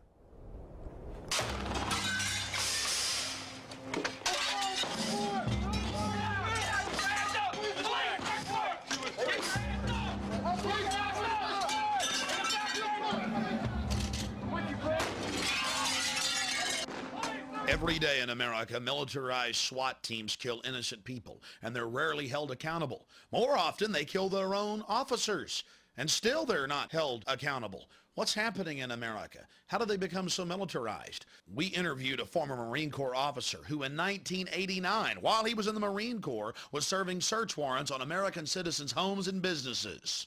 Just start at the beginning for us.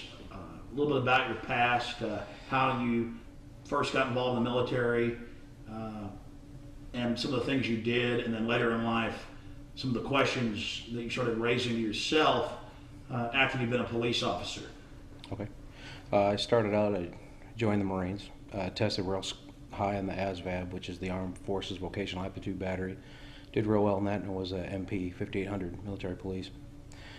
From that, I was sent over to various duty stations.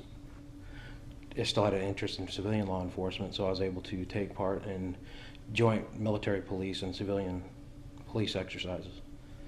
We've seen the urban warfare training all across the country, the black helicopters, the special forces in cities, and it seems like it's been ratcheted up in the last 5 years from just basic training to actual live fire in city streets. What type of relationship did you have with law enforcement when you were in the Marine Corps? Very cohesive. A lot of interaction. 1988 and 1989, like I told prior, I helped assist in 3 search warrants.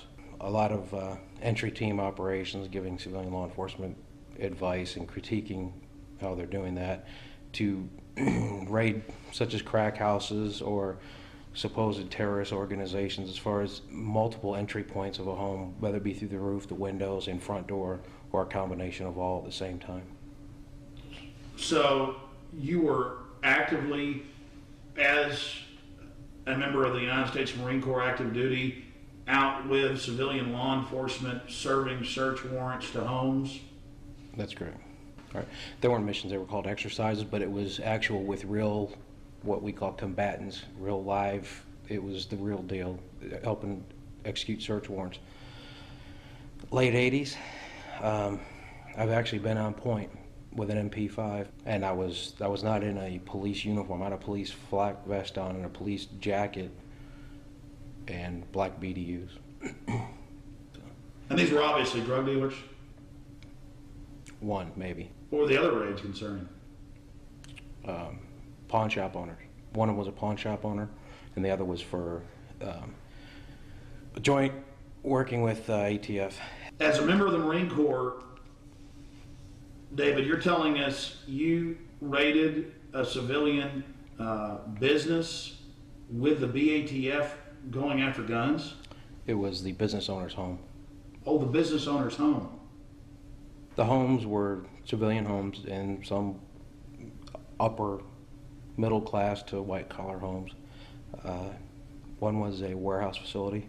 Later on in life, you got out of the Marine Corps, you got into law enforcement. Is that when you started asking questions once you learned more about the civilian role? Towards my end in law enforcement, when I started getting discouraged with it, yes. That's when I started quitting. But when you're younger and you're trying to achieve and you got all the fancy jewelry on and all the badge and the car with all the nice decals and lights, and you're disillusioned by a lot of different things once reality hits. And just the way law enforcement's changed a lot. It's changing a lot. How has it changed? How people perceive law enforcement is more of an occupying army than somebody that's there to be part of that community and help that community. Like I said before in the prior interview, that before people knew the law enforcement officer that patrolled their neighborhood or could go down to the city police department and ask for help, where now it's more of a you're making trouble for yourself by going to report a crime, or just the perception that people have of law enforcement. Now, don't get me wrong, there's some great cops out there, some of the best, and they're still there doing the job, and there's new one comes up there doing the job, but for the most part, it's treated like a occupying army. You're seeing a lot more of the training of putting distance between yourself and the people you're trying to protect. The new rules of engagement, an us against them mentality. Peace officers are defenders of the people. You bring them a hot cup of coffee, a slice of pie. They help you get the cat out of the tree. That was the old days, before they became the military and then merged with the military. That's before they started patrolling our streets and running our country. That's before the Second Amendment was under attack and, frankly, almost gone. That was before the government started shipping in the heroin and the cocaine to create the societal crises. That was before black helicopter raids in late 2001 on St. Louis. Don't believe us? Call somebody who lives in St. Louis. Of course, then there's the Department of the Army document they gave us back in '99 on the side of the highway at a military checkpoint, where they say, give us a call, local police departments. We'll serve search warrants on your citizens' homes. We'll shoot them. Our response area is in 77 counties. We're responsible for 77 counties here in Texas. Oh, really? So if a local PD needs support, they'll call us. You're saying there's some people here that we're not allowed to film. Right. There's some people here that we would ask that, well, hang on a second. Why would you want that on camera? Well, because we want to expose the secret police. We want to expose how you're working with the military, how you're running checkpoints on I-35 in Central Texas. And it's going on in Iowa, it's going on in Tennessee, the gun confiscations, the SWAT team raids, the fake attacks like this one. On Saturday, May 12th, at approximately 8:50, an explosive device went off in the Bell County Annex in the 500 block of East 2nd Street in Belton. The Belton Police Department responded to that, as well as the Belton Fire Department and the Belton EMS. The Belton Police Department is currently investigating the cause of the explosion. The explosion took place on the east end of the building, causing several casualties and injuries. The police department has secured the scene and requested assistance from the Fort Hood Delta team in a psychological warfare program against the people of Central Texas. The whole attack was fake, but they told the public it was real. Again, all part of merging the military and the police. That's my truck right there. That's good. Get back over there, get clearance to go back through. Were you at this scene in Temple? No, Mike was. I was. Mike was. Yeah. So he put me on the internet. No, I didn't. Who put me on the internet? Well, we I don't put know. it Do on. you have a problem with that? Yes, I do. Well, it's not me because I don't have anything. We to put do it with on TV, and then yeah, it's been on TV. Okay, because there were pictures on the internet, and somebody put them on there without my permission. But you got to face. contact whoever did it. Okay. Yeah, but that's news. But you're public. You're public. Yeah, it's news gathering. Yeah, once you're in public. Once you're in public, when I could turn the camera on right now and say, "Hey, I'm gonna put you on TV." The scary part was, just for asking questions, the police and military were angry at us. We were bad. We weren't going along with creating hysteria. 20 EMS workers have been, or rather DPS workers have gone on ambulances to area hospitals. Some of them have been treated and released now. The rest are in stable condition. EMS tells us another 5 drove themselves to area hospitals, and then they checked out. About 161 people here on the scene. In 2000 alone in Austin, Texas, there were 8 separate fake bio attacks. They even had a fake nuclear spill and shut down I-35 and called out the National Guard. A couple weeks later, they quietly announced, oh, it was just a drill. But you should have seen the psychosomatic response of the people. Suddenly, hospitals will be jam-packed. The population was buying it. Stage management bid, it's absolutely fake! Stage management bid, it's absolutely fake! Stage management bid, it's absolutely fake! This is completely fake, ladies and gentlemen. It's absolutely fake, and you know it! This is a fake psychological warfare program against you! Psychological warfare! Right. Thanks. Awesome. We're gonna fight the New World Order.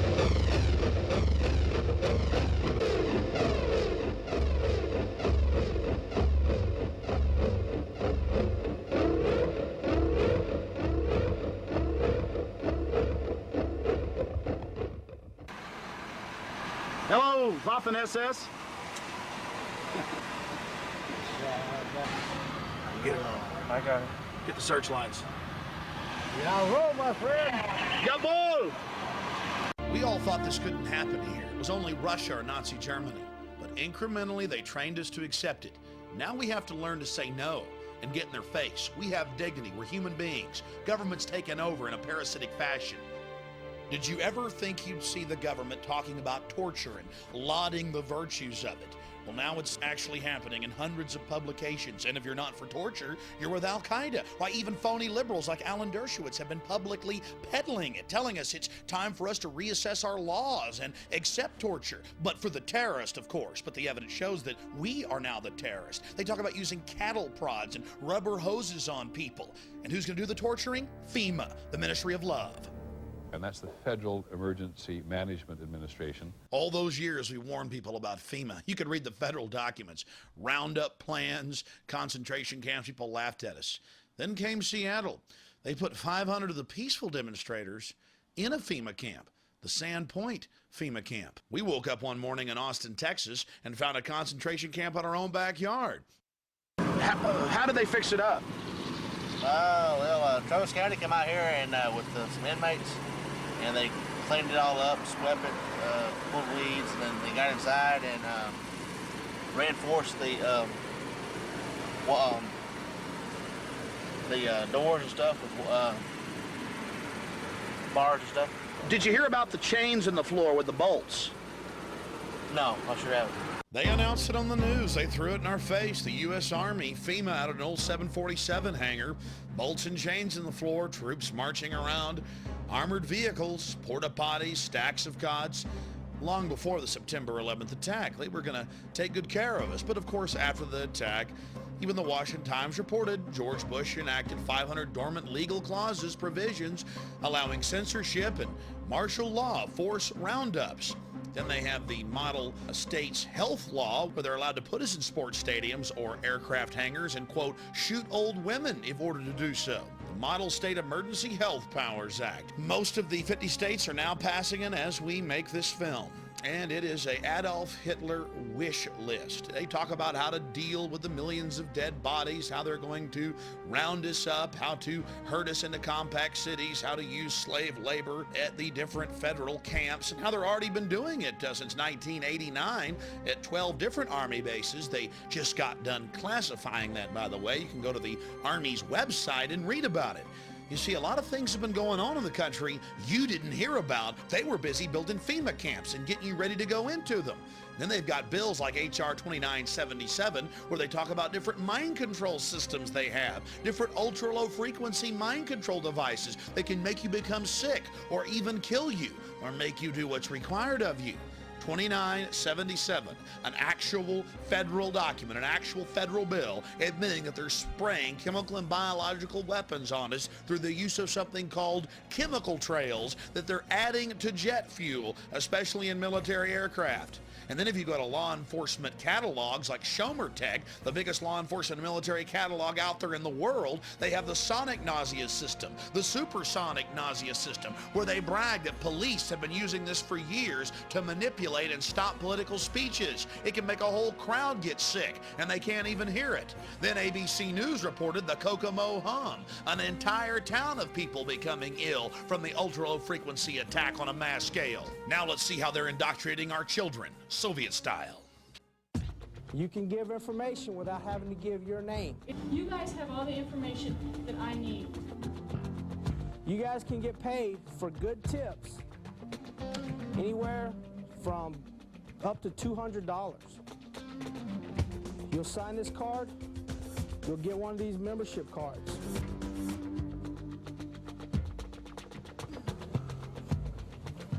Now I have the responsibility of taking care of my school and making sure no kind of crimes are going on during it, or drug dealers are selling drugs, or nobody gets hurt. By giving them this program.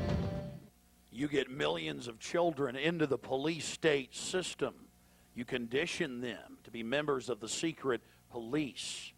You destroy the very fabric of America, and you pay them $200 every time they turn someone in, including members of their family. It's incredibly painful to see how far America's slipped. They've got dozens of different names for these programs, but they're all the same. Wave, Save, Dare. It has nothing to do with drugs. Government ships the drugs in. That's public knowledge. It's about creating a whole generation of government snitches, of secret police, of East German Stasi. They give the children discount credit cards, toys, CD players, sometimes thousands of dollars to turn their parents in for, quote, owning firearms. I've seen the handbooks when firearms aren't even illegal. In third row, stand up, face me, walk to the doors backwards real slow. More importantly, it's about training your children to be prisoners. They have ID cards to buy their lunches, thumb scan in many cases to get their lunches. We'll cover that later. Men in black uniform point MP5 submachine guns, many times loaded, at their heads and load themselves in a drill onto a bus. But I know what you're thinking. Hey, we all saw what happened at Columbine. We've got to protect our children. We've got to put fences up. We've got to turn them into a prison. We've got to have them searched without warrants. Ladies and gentlemen, it's now come out in court documents, and SWAT team members were caught on tape admitting that they actually shot the children at Columbine. It's been confirmed that at least 6 of the 13 were killed by the SWAT teams. Drop the weapon! Drop the gun, weapon! Sadistic predators across the nation get to enjoy abusing, traumatizing children as young as 6 years of age. Men in black uniforms yell and scream and cuss profanities at them that we've had to edit out here as they beg and cry and plead. They're then loaded on the buses and, yes, taken to a local jail. Drug around like filth, like garbage, like criminals. A whole generation learning how to be slaves, learning how to bow down and beg and put their hands behind their head when the ring race, the Dark Lords appear. 54 children died in the year 2000 in high school football accidents. 52 died in school shootings, and many of them died at the hands of SWAT teams. Take Fort Worth, Texas, where Cop of the Year in a SWAT team drill at a school was shot in the head by one of his comrades. Again, these people are shooting their own officers in the head. Again, don't forget in Fort Worth, they shot their own officer in the head at a school. Just a few weeks ago in Detroit, they shot a kid in the face in one of these so-called drills. Situated on over 16,000 acres of farmland, Heartland encompasses Heartland Community Church, a non-denominational organization founded on the model given in Scripture of a New Testament church. Heartland is home to one of the finest Christian academies in the country. Covering grades K through 12, Heartland Christian Academy provides top-quality instruction facilitated by the latest in educational technology. The Heartland Recovery Centers serve both women and girls, and in separate facilities, men and boys. Heartland Christian School has an incredible track record for reforming troubled youth. That's why Child Protective Services swooped in and kidnapped 165 of them without a warrant and never even charged anybody, and were later forced to release all the children. There's hours of horrible video as you see the children just filled with terror. You got to be my You got to put me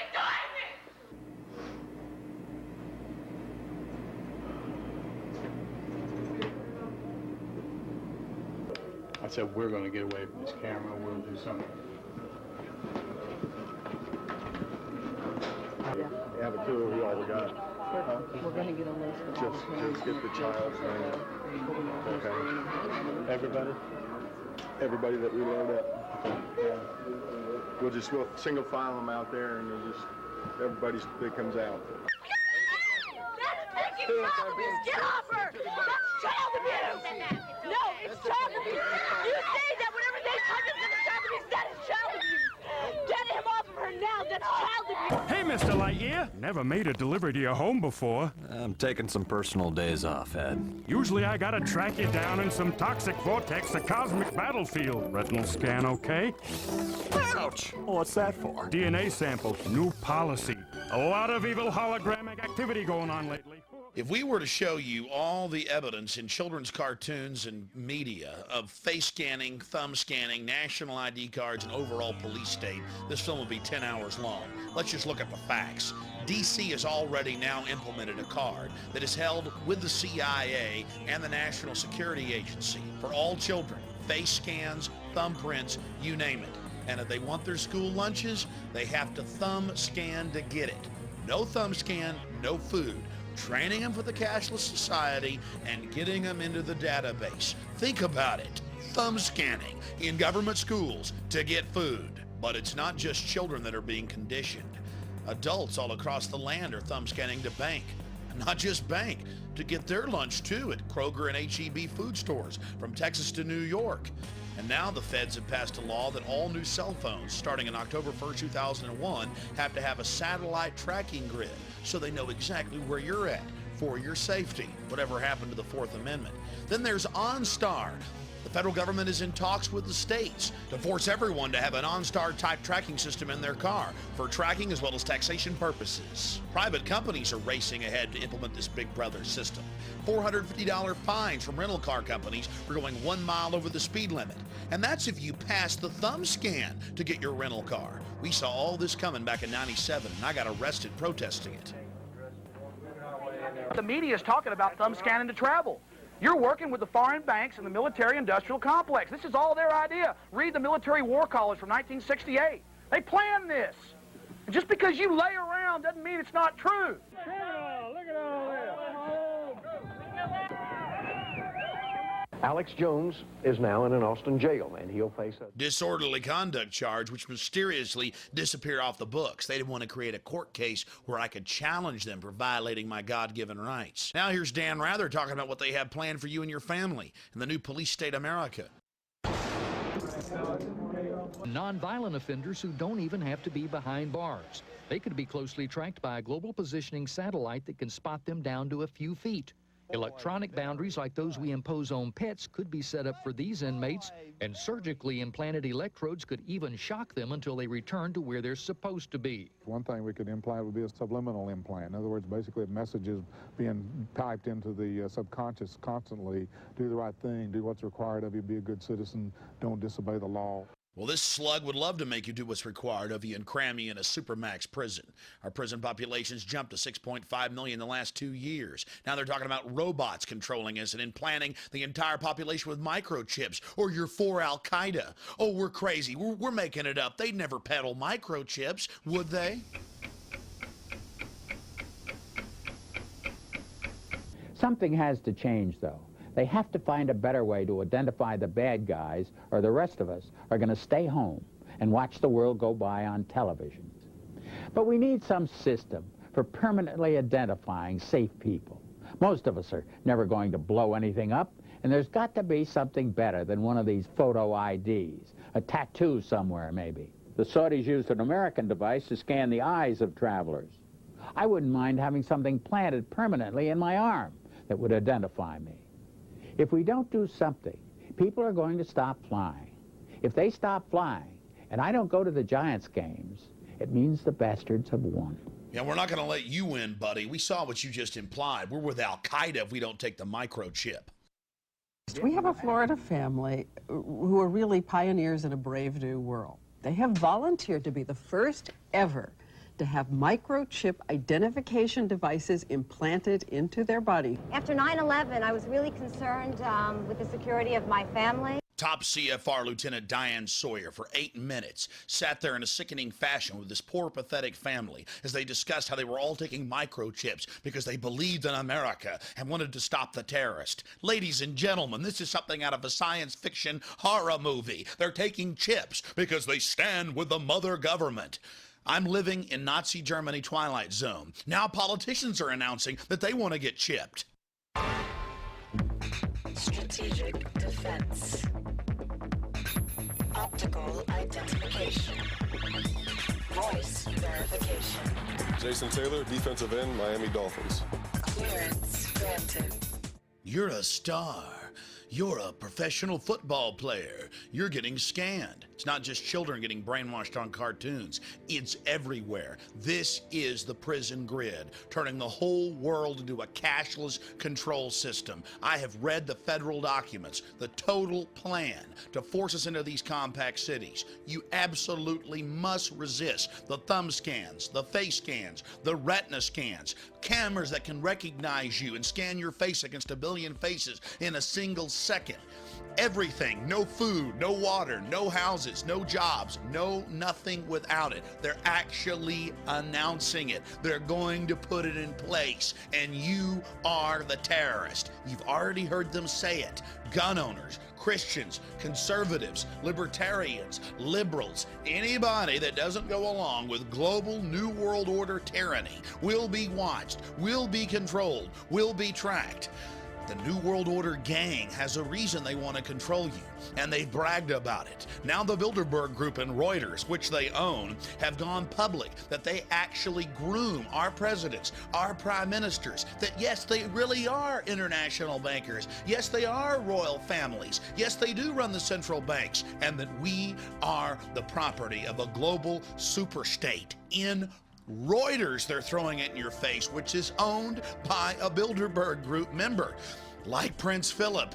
Prince Philip, in his own publication, If I Was an Animal, brags about how he would kill 80% of the population, how his great dream is to come back as a virus. Ladies and gentlemen, this is in your face. These psychos are creating a matrix-like control system and talking about killing you. From Ted Turner at the UN to Prince Philip, they're out of control and on a massive power trip. People like Ted Turner and Maurice Strong have actually been pushing, writing the textbooks for a massive environmental movement control system to steal all of the private property. Using the phony environmental movement, they're ramming through their agenda. Remember, the environmental movement has nothing to do with saving the environment and everything to do with stealing property and empowering world government. We've lost our way. The earth is a living organism. We got to praise our mother goddess. I produced a documentary film called America Destroyed by Design. We traveled 6,000 miles around America and witnessed the horror of the United Nations taking over our national parks and monuments. Now, under the Desertification Treaty signed October 18, 2000, 70% of the country is under United Nations jurisdiction. This is the map of what they plan to control in the next 2 years. You see, 90% of the country is already pristine, so most Americans don't realize how much has already been taken by the United Nations. The 3 maps you see on your screen are what they plan to get.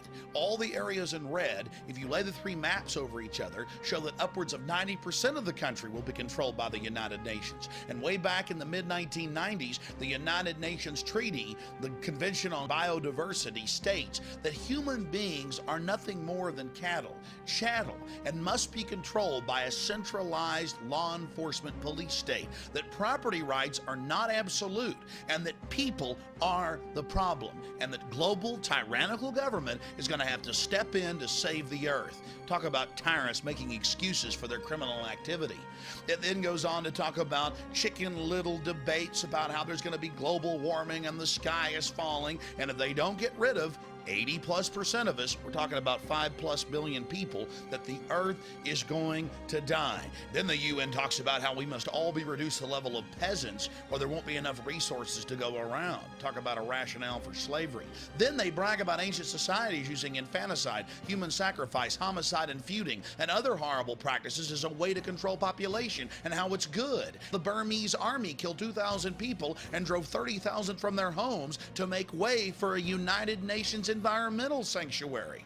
Then they discuss how they could murder half the world's population by restricting fertilizers. This was written by psychotic murderers. The documents already talked about human sacrifice. Then they get into how ancient societies used the environment and considered it to be holy, and how Christians cut down the sacred groves where they engage in their special rituals that help maintain and replenish nature. Then there are the mysterious Georgia Guidestones owned by Illuminati leaders that actually talks about reducing the world population by 80%. That number we heard from Prince Philip and Ted Turner so many times before. How they must maintain the population forcibly at 500 million. And now, in recently declassified government documents in Australia, we learned that world-famous microbiologists, Nobel Prize winners, were actually planning to release biological weapons to reduce an overpopulated world. The revelation is contained in top-secret files declassified by the National Archives of Australia.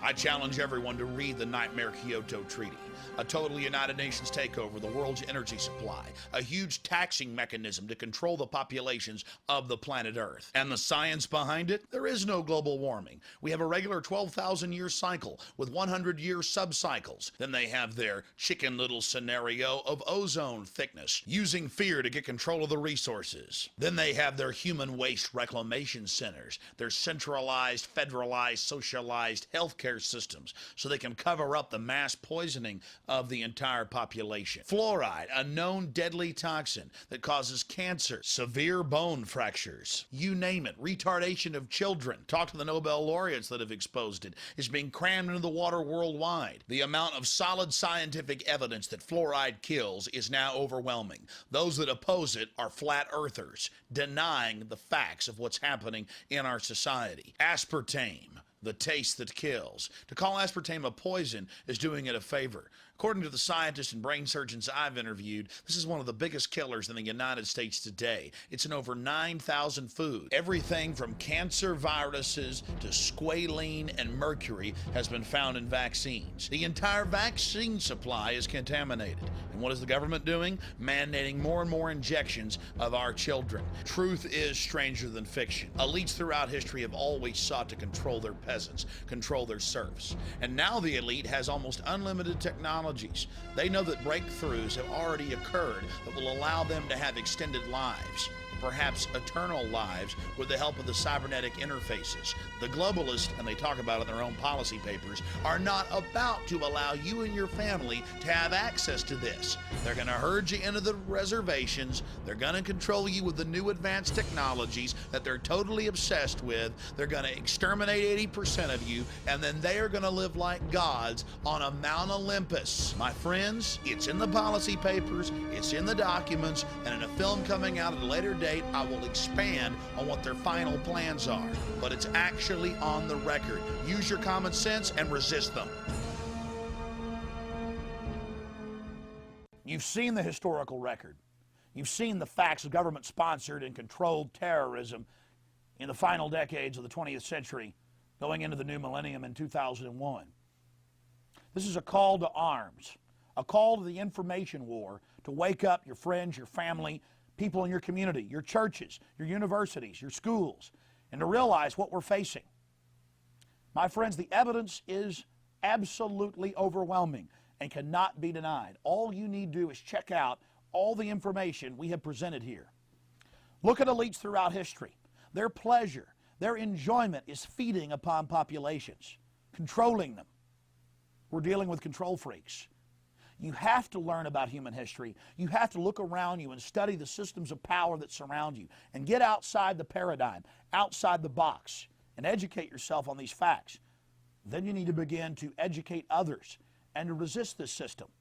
And whatever you do, never turn in your firearms. We're trying to fix these problems peaceably, but we do have every right to defend ourselves and our families from this tyranny. Because you see, this is a warning to everyone. If we are unable to defeat this New World Order, the terror attacks are going to escalate. They're going to get worse until the United Nations program for an 80% world population reduction is actually realized. So you have to study this. You have to look at the facts. You have to get out the word. You have to make it the issue in your community if you're going to defeat this system. More terror attacks are coming, and it's up to you to get the word out of who's behind them. Because by doing that, we're able to shine the spotlight on these creatures and show how they're using it to get more power and control, and then they lose the power they have over us. No longer are they our loving saviors just taking our rights away for our best interest. They're the bloodthirsty, evil tyrants that they are in the minds of the men and women out there. And then their illusion is shattered. But if you don't shatter that illusion of control, it's over for America. It's over for the world. And it means absolute, total dehumanization. We need Paul Reveres all across this country, black, white, old, young, to fight for this republic and against these slave masters. God bless you all.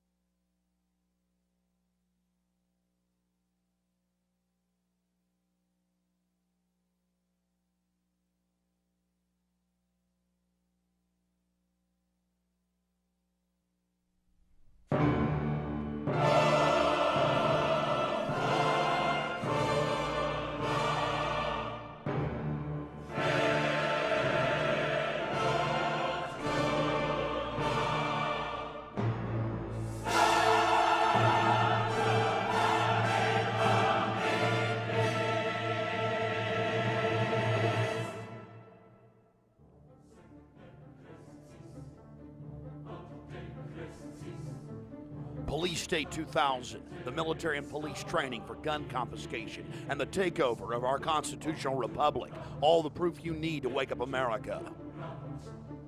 Police State 2, the takeover. They go from training to actually serving search warrants, running checkpoints on American highways, and integrating our society, completing its road, its path to slavery. The occult activities of world leaders blown wide open in dark secrets inside Bohemian Grove, an absolute must-see to understand the character of the New World Order insiders.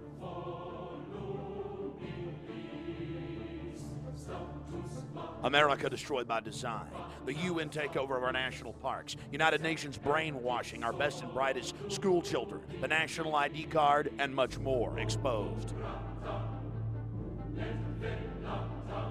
The government's running a $61 trillion surplus and telling you that they're broke. They need more taxes. It's a complete fraud. Blow the lid wide open. America, wake up or waco. An A to Z expose of government corruption and how to take it back to the enemy, how to get in their face and stand up for your rights. To order these documentary films, just simply call toll-free 1-888-253-3139 or go to my website, Infowars.com. Get involved in the Info War today and save America. Resistance is not futile.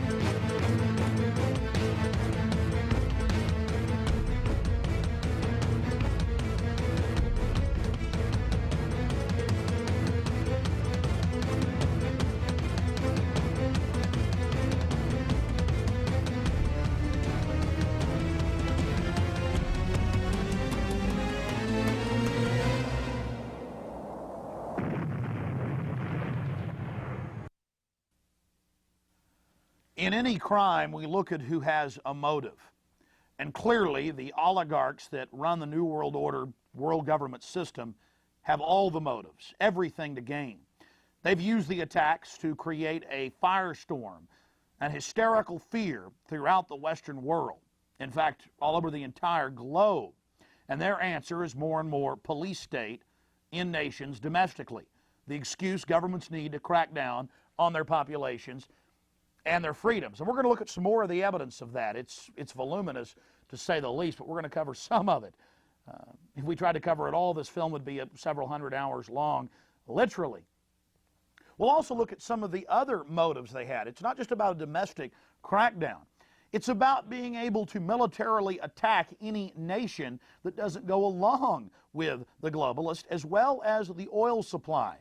The Central Asian oil supply. Afghanistan was the only nation holding out to allow a pipeline to go through their nation and down to the Arabian Sea. You see, the second biggest oil reserves in the world are in Afghanistan. But not just oil and not just pipelines. Don't forget that over half of world poppy production, that is opium production, that is the derivative of heroin, or that you get heroin from, is produced in Afghanistan. So we have oil, we have poppies that produce heroin. It's also a key smuggling route, and it's a pretext, an excuse to invade any nation that gets in between the New World Order gang and their global government. But right now, let's just look at some more of the domestic reasons here in the United States that the New World Order gang would be behind this. Then we'll talk about some of the other smoking gun evidence and those that are going public, pointing the finger at the New World Order gang. Top CIA official warns next terror attack unavoidable, creating fear. And we see these stories every day. Deputy CIA Director James Pavitt told a packed house of academics at a conference in April that Americans have too many liberties and that they can't protect us because we have these liberties, and that we would just give up our liberties, they could then give us security. Again, if you give up liberty, you get tyranny, ladies and gentlemen. You never get security. But that doesn't stop the Deputy CIA Director, as well as every other federal law enforcement or security official out there, to tell us that we need to give up our liberty for security. And Governor Ridge, the head of the Office of Homeland Security, has told Congress and the American people that he won't testify because he's not under the Freedom of Information Act, that he has a completely separate and secret administration that's totally unaccountable to anyone but the president. Sounds like the SS of Nazi Germany. And he's telling us that he needs more authority if he's going to be able to protect us. Again, give me all your liberties, give me total power, or those bad terrorists are going to get you. Who's holding a gun to the American people's head? And then he tells us, hey, my power is going to be permanent. I need more power forever, because it's not a 10-year war or a 20-year war. It's a 100-year war. And now they're saying a war that will last indefinitely, maybe generation after generation after generation. Here it is out of the Washington Post. Ridge says terrorism is permanent, that it is a permanent atmosphere, and that it's going to get worse. Oh yeah, if you get more power and control, we can certainly imagine it's going to get worse. But it's not just government officials in the Republican and Democratic Party. It's also people like Warren Buffett, the billionaire insurance tycoon. He's predicting a thermonuclear attack or attacks. In fact, he's saying it's virtually a certainty. And again, this is from the Associated Press, it's because we have too many liberties. We're just going to have more nuclear attacks and or further attacks, nuclear attacks. We're going to have nuclear attacks, and they're going to have to take all of our liberties away to keep us safe. But don't worry, there's a few precautions that we can carry out here. If we allow FEMA, which they're now doing through the Office of Homeland Security, to federalize Neighborhood Watch, everything is going to be all right. In fact, this AP article is out of New Jersey, and they've gotten a lesson in terror. And what did the feds teach them? Well, they told them on a recent evening, about 24 residents gathered on recliners to learn to watch women with baby strollers or kindly-looking priest. They might not be so maternal after all. They might not be so religious after all. Watch everyone. Trust no one but the men from the federal government wearing the black uniforms and ski masks. It literally says it, ladies and gentlemen, out of the Twilight Zone. And don't worry, the new Office of Homeland Security will provide us with military protection. New command will protect the United States. We already covered that earlier in the film. 350,000+ U.S. troops to patrol the United States. And it's not just U.S. troops that are going to be patrolling the U.S. No, Mexican defense minister to discuss possible joint North American military force. Now, they already had it set up and planned and were training Mexican, Canadian, and Czechoslovakian officers in '99 when we first learned of it. In fact, they mention it here in the article. The plan apparently is based on a U.S. Army War College report in '99 that suggested a North American peacekeeping force that would be headquartered in the United States but include command posts that would rotate between Mexico and Canada. And when you read that '99 Army War College report, they call for Mexican and Canadian troops to, quote, patrol America and deal with American terrorists and for peacekeeping. And the head of UN peacekeeping, General McKenzie, just days after September 11th, on Nightline, called for United Nations troops to patrol the United States. And Donald Rumsfeld called for it in early April of 2002, he met with the Norwegian defense minister and happily announced, was also reported in the New York Daily News, his press conference, that they were going to put 56 Norwegian F-16 jet fighters in America's skies to, quote, shoot down American aircraft if they were hijacked. So, again, we're being conditioned. Foreign troops are going to protect us.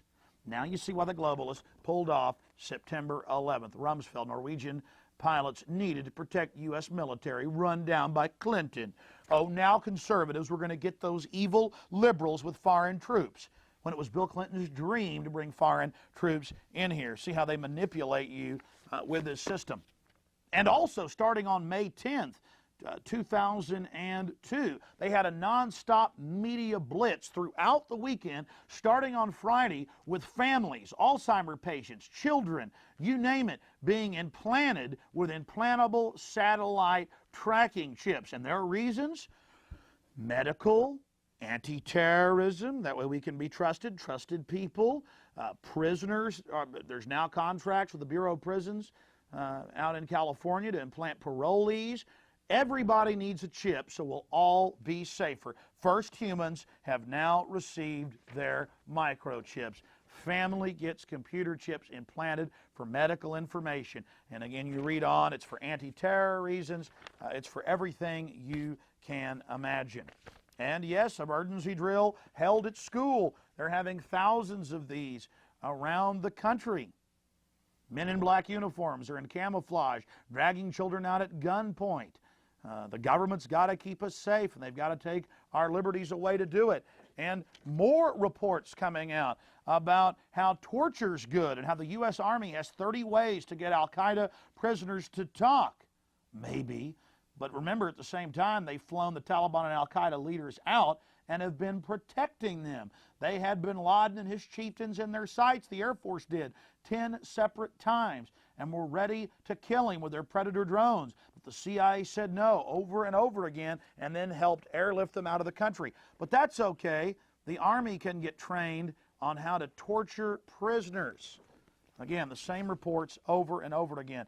And don't forget that the government planned all of this back in 1962 to hijack its own aircraft, to remote control them into buildings, to bomb Washington, D.C., to attack the Marines at Guantanamo Bay. The U.S. government was going to attack itself to blame it on enemies as a, quote, pretext for an invasion. The Northwoods document, the same system over and over and over again. Problem, reaction, solution. And they were getting the feds prepared for this back in 1999. Don't forget that in 93, the feds cooked the bomb and trained the drivers at the first World Trade Center attack and let that take place. Here's the 1999 FEMA training manual for police and EMS and firefighters, and there you have the World Trade Center complex in the crosshairs. Again, talk about throwing it in your face. They do it over and over again. It's like Governor Keating's brother writing that book, The Final Jihad, 2-3 years before the Oklahoma City tragedy, where Tom McVeigh bombs the federal building. They love to throw it in your face. I guess it's part of the bragging rights or something. The list goes on and on. That is just some of the evidence of why the globalists would want to engage in this. Foreign troops, microchips, U.S. Army patrolling the streets, more federal funding and control, secrecy, total secrecy over federal agencies, sicking the CIA on the American people. Now let's look at some of the other reasons they pulled off September 11th that aren't domestic. It's about oil, ladies and gentlemen. The second biggest oil reserves, not just opium reserves, reside in Afghanistan. And all the other areas of the pipeline had been completed, other than the pipeline, the final spigot of the pipeline that ran through Afghanistan and then through Pakistan out to the Arabian Sea.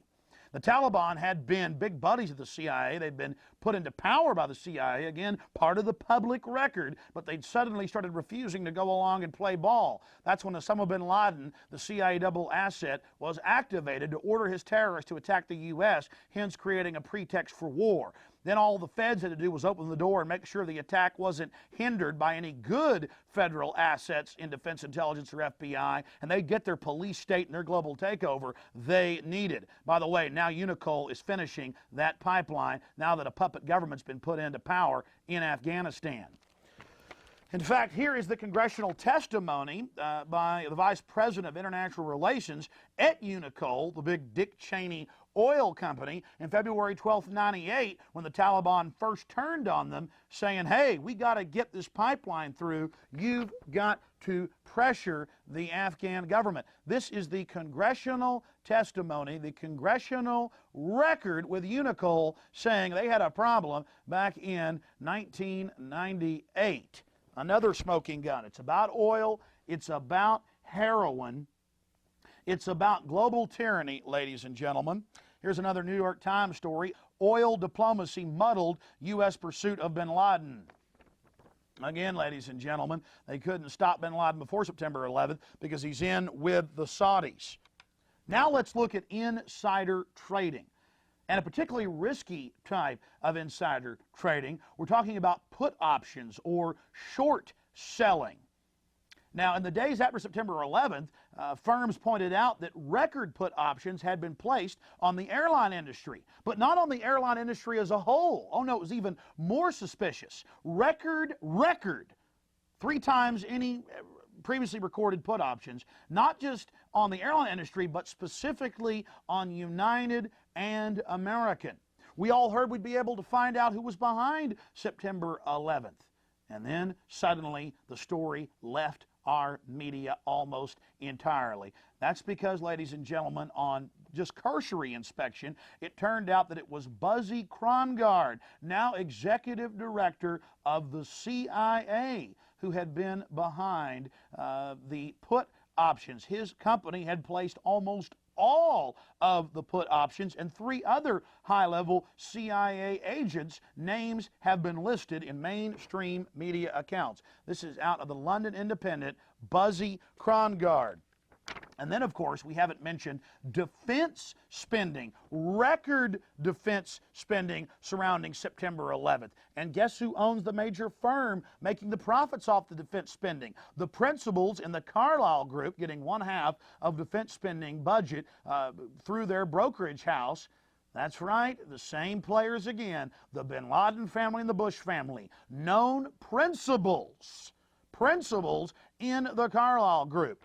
They're making money off oil, money off opium, money off the huge defense budget, and a pretext to invade any country that gets in their way, and a domestic crackdown here in the United States.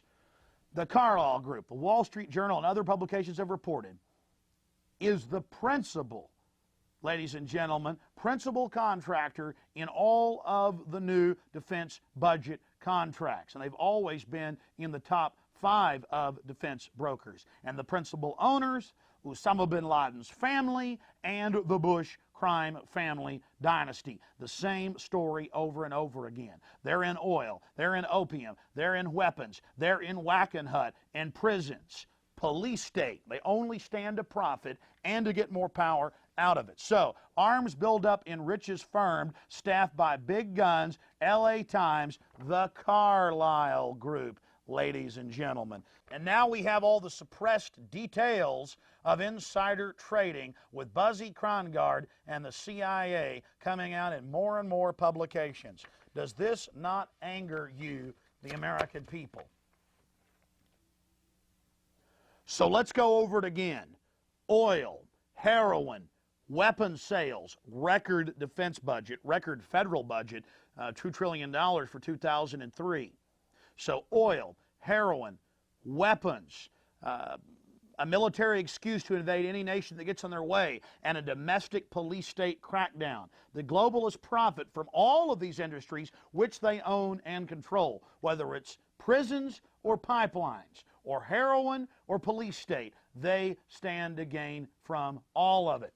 Now let's look at some of the good news. More and more FBI agents have gone public, like Special FBI Agent Robert Wright out of Phoenix, Arizona. He was told by the Bush administration to keep his mouth shut and to not stop several of the hijackers that were training to fly aircraft in the Phoenix area. Same story we got out of Illinois, same story out of Florida, same story out of Minnesota. But again, one more FBI agent that's gone public that he wasn't allowed to stop Al-Qaeda.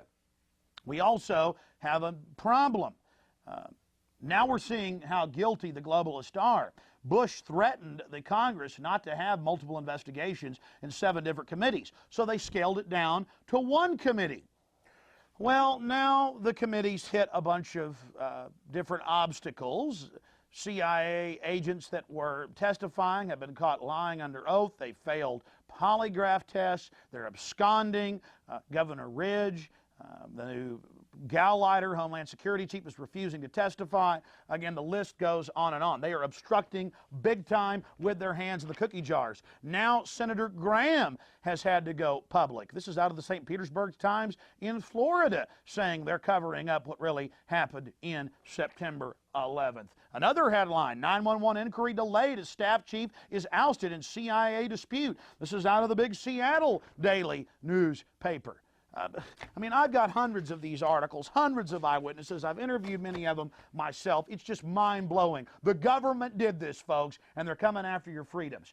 Here's another one, FBI whistleblower on 911 cover-up. Another FBI agent going public. Judicial Watch was going to have a press conference, and I talked to them. They got threatened by the White House and canceled it. They were being threatened with national security violations as spies if they exposed government prior knowledge and involvement. Unbelievable. To their credit, Judicial Watch is now suing the federal government because of the Carlyle Group. The federal government, the Bushes, are refusing to release any documents concerning the Carlyle Group and the massive defense budget and oil spending programs that they're involved in that all profit from September 11th. So the heat is definitely on these shady characters.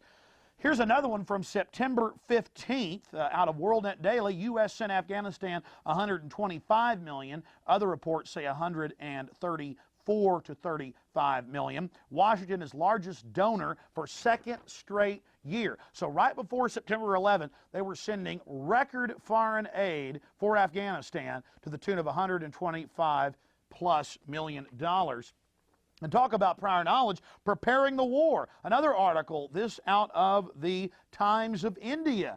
This story came out June 26th, months before September 11th. India and anti-Taliban military plan. U.S. troops, special forces, confirmed to be massing in Tajikistan and Uzbekistan for an invasion of Afghanistan. Again, this is a story from June, and there's hundreds of these articles from all over the world that our troops were massing there. What did they know that the people in the towers and the Pentagon didn't know? Why didn't they get warned? Because the globalists stand to gain from all of this. Here's another mainstream French report. French news agency, most highly respected. Bin Laden treated for kidney disorder in Dubai. Hospital officials said on the record he was there with the CIA section chief in July planning the September 11th attacks. What more do you need, folks? Now, again, there are congressional investigations. A lot of people are starting to talk about this now, and that is the good news. So now you know, September 11th was about oil. It was about being able to attack any nation that got in the way of world government and the New World Order's aims. It was about controlling the opium supply. It was about record defense budgets, which the Carlyle Group, owned by the Bushes and the Bin Ladens, stood to gain from. It was about controlling the opium supply. It was about a domestic police state crackdown. Again, it was about world government and a massive movement towards tyranny. This was their pretext. But it's not just FBI agents and senators that are going public about the cover-up. One of the most vocal critics of this administration, this would-be dictatorship, is Congresswoman Cynthia McKinney. She simply called for an investigation and said, is the Bush administration profiting from September 11th, which they clearly are in dozens of different ways. For this, she was attacked viciously in the news. And all she requested was an investigation of government prior knowledge and involvement. We saw the headlines. Politician, Bush knew in advance of 9/11. The Washington Post, Democrat implies September 11th administration plot. After 4 or 5 days of nonstop demonization, top story in the news, her hometown paper, the Atlanta Journal-Constitution, ran a poll. And in the poll, 52%, and there were tens of thousands of respondents that took the poll, a whopping 52% believed that there should be an investigation of government prior knowledge and involvement. So the media pulled the poll, intensified their demonization campaign. 3 or 4 days later, they had another poll. When they pulled the poll that time, it hit 51.4% believe there should be an investigation of government prior knowledge and involvement. And if you go to the Congresswoman's website, it's pretty mild stuff. All she points out is the Carlyle Group connection, the oil pipeline, bin Laden, the CIA hospital, the American hospital in Dubai, months before September 11th with the CIA. Simple questions, though earth-shattering questions, that need to be answered by this administration. But the tea leaves, the writing is on the wall. The globalists know that more and more people are waking up to their control freak paradigm. And we're trying to save lives here. If we don't expose this illegitimate national security dictatorship for what they've done, they're going to pull off more and more attacks in the months and years to come. They've told us it's going to happen. Give up our liberty or the bad men are going to get us. They have a gun to our head, and there's nothing these control freaks won't do. They will lower themselves to any level if it gives them total power and control and access to the life extension technologies they've been suppressing. So again, it's up to you. Investigate it. Check it out for yourself. Whether it's foreign troops or open borders or this illegitimate government funding terrorist or profiting in oil and drugs and war and the rest of it from this garbage, all of humanity is under attack by this tiny cabal that is the New World Order. God bless you all. I'm Alex Jones, signing off from 911, The Road to Tyranny.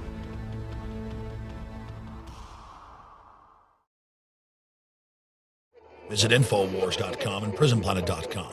When you're on the site, you can also tune in 24 hours a day to my daily radio broadcast. There's also a free iPhone app to listen to the syndicated radio show when and where you want.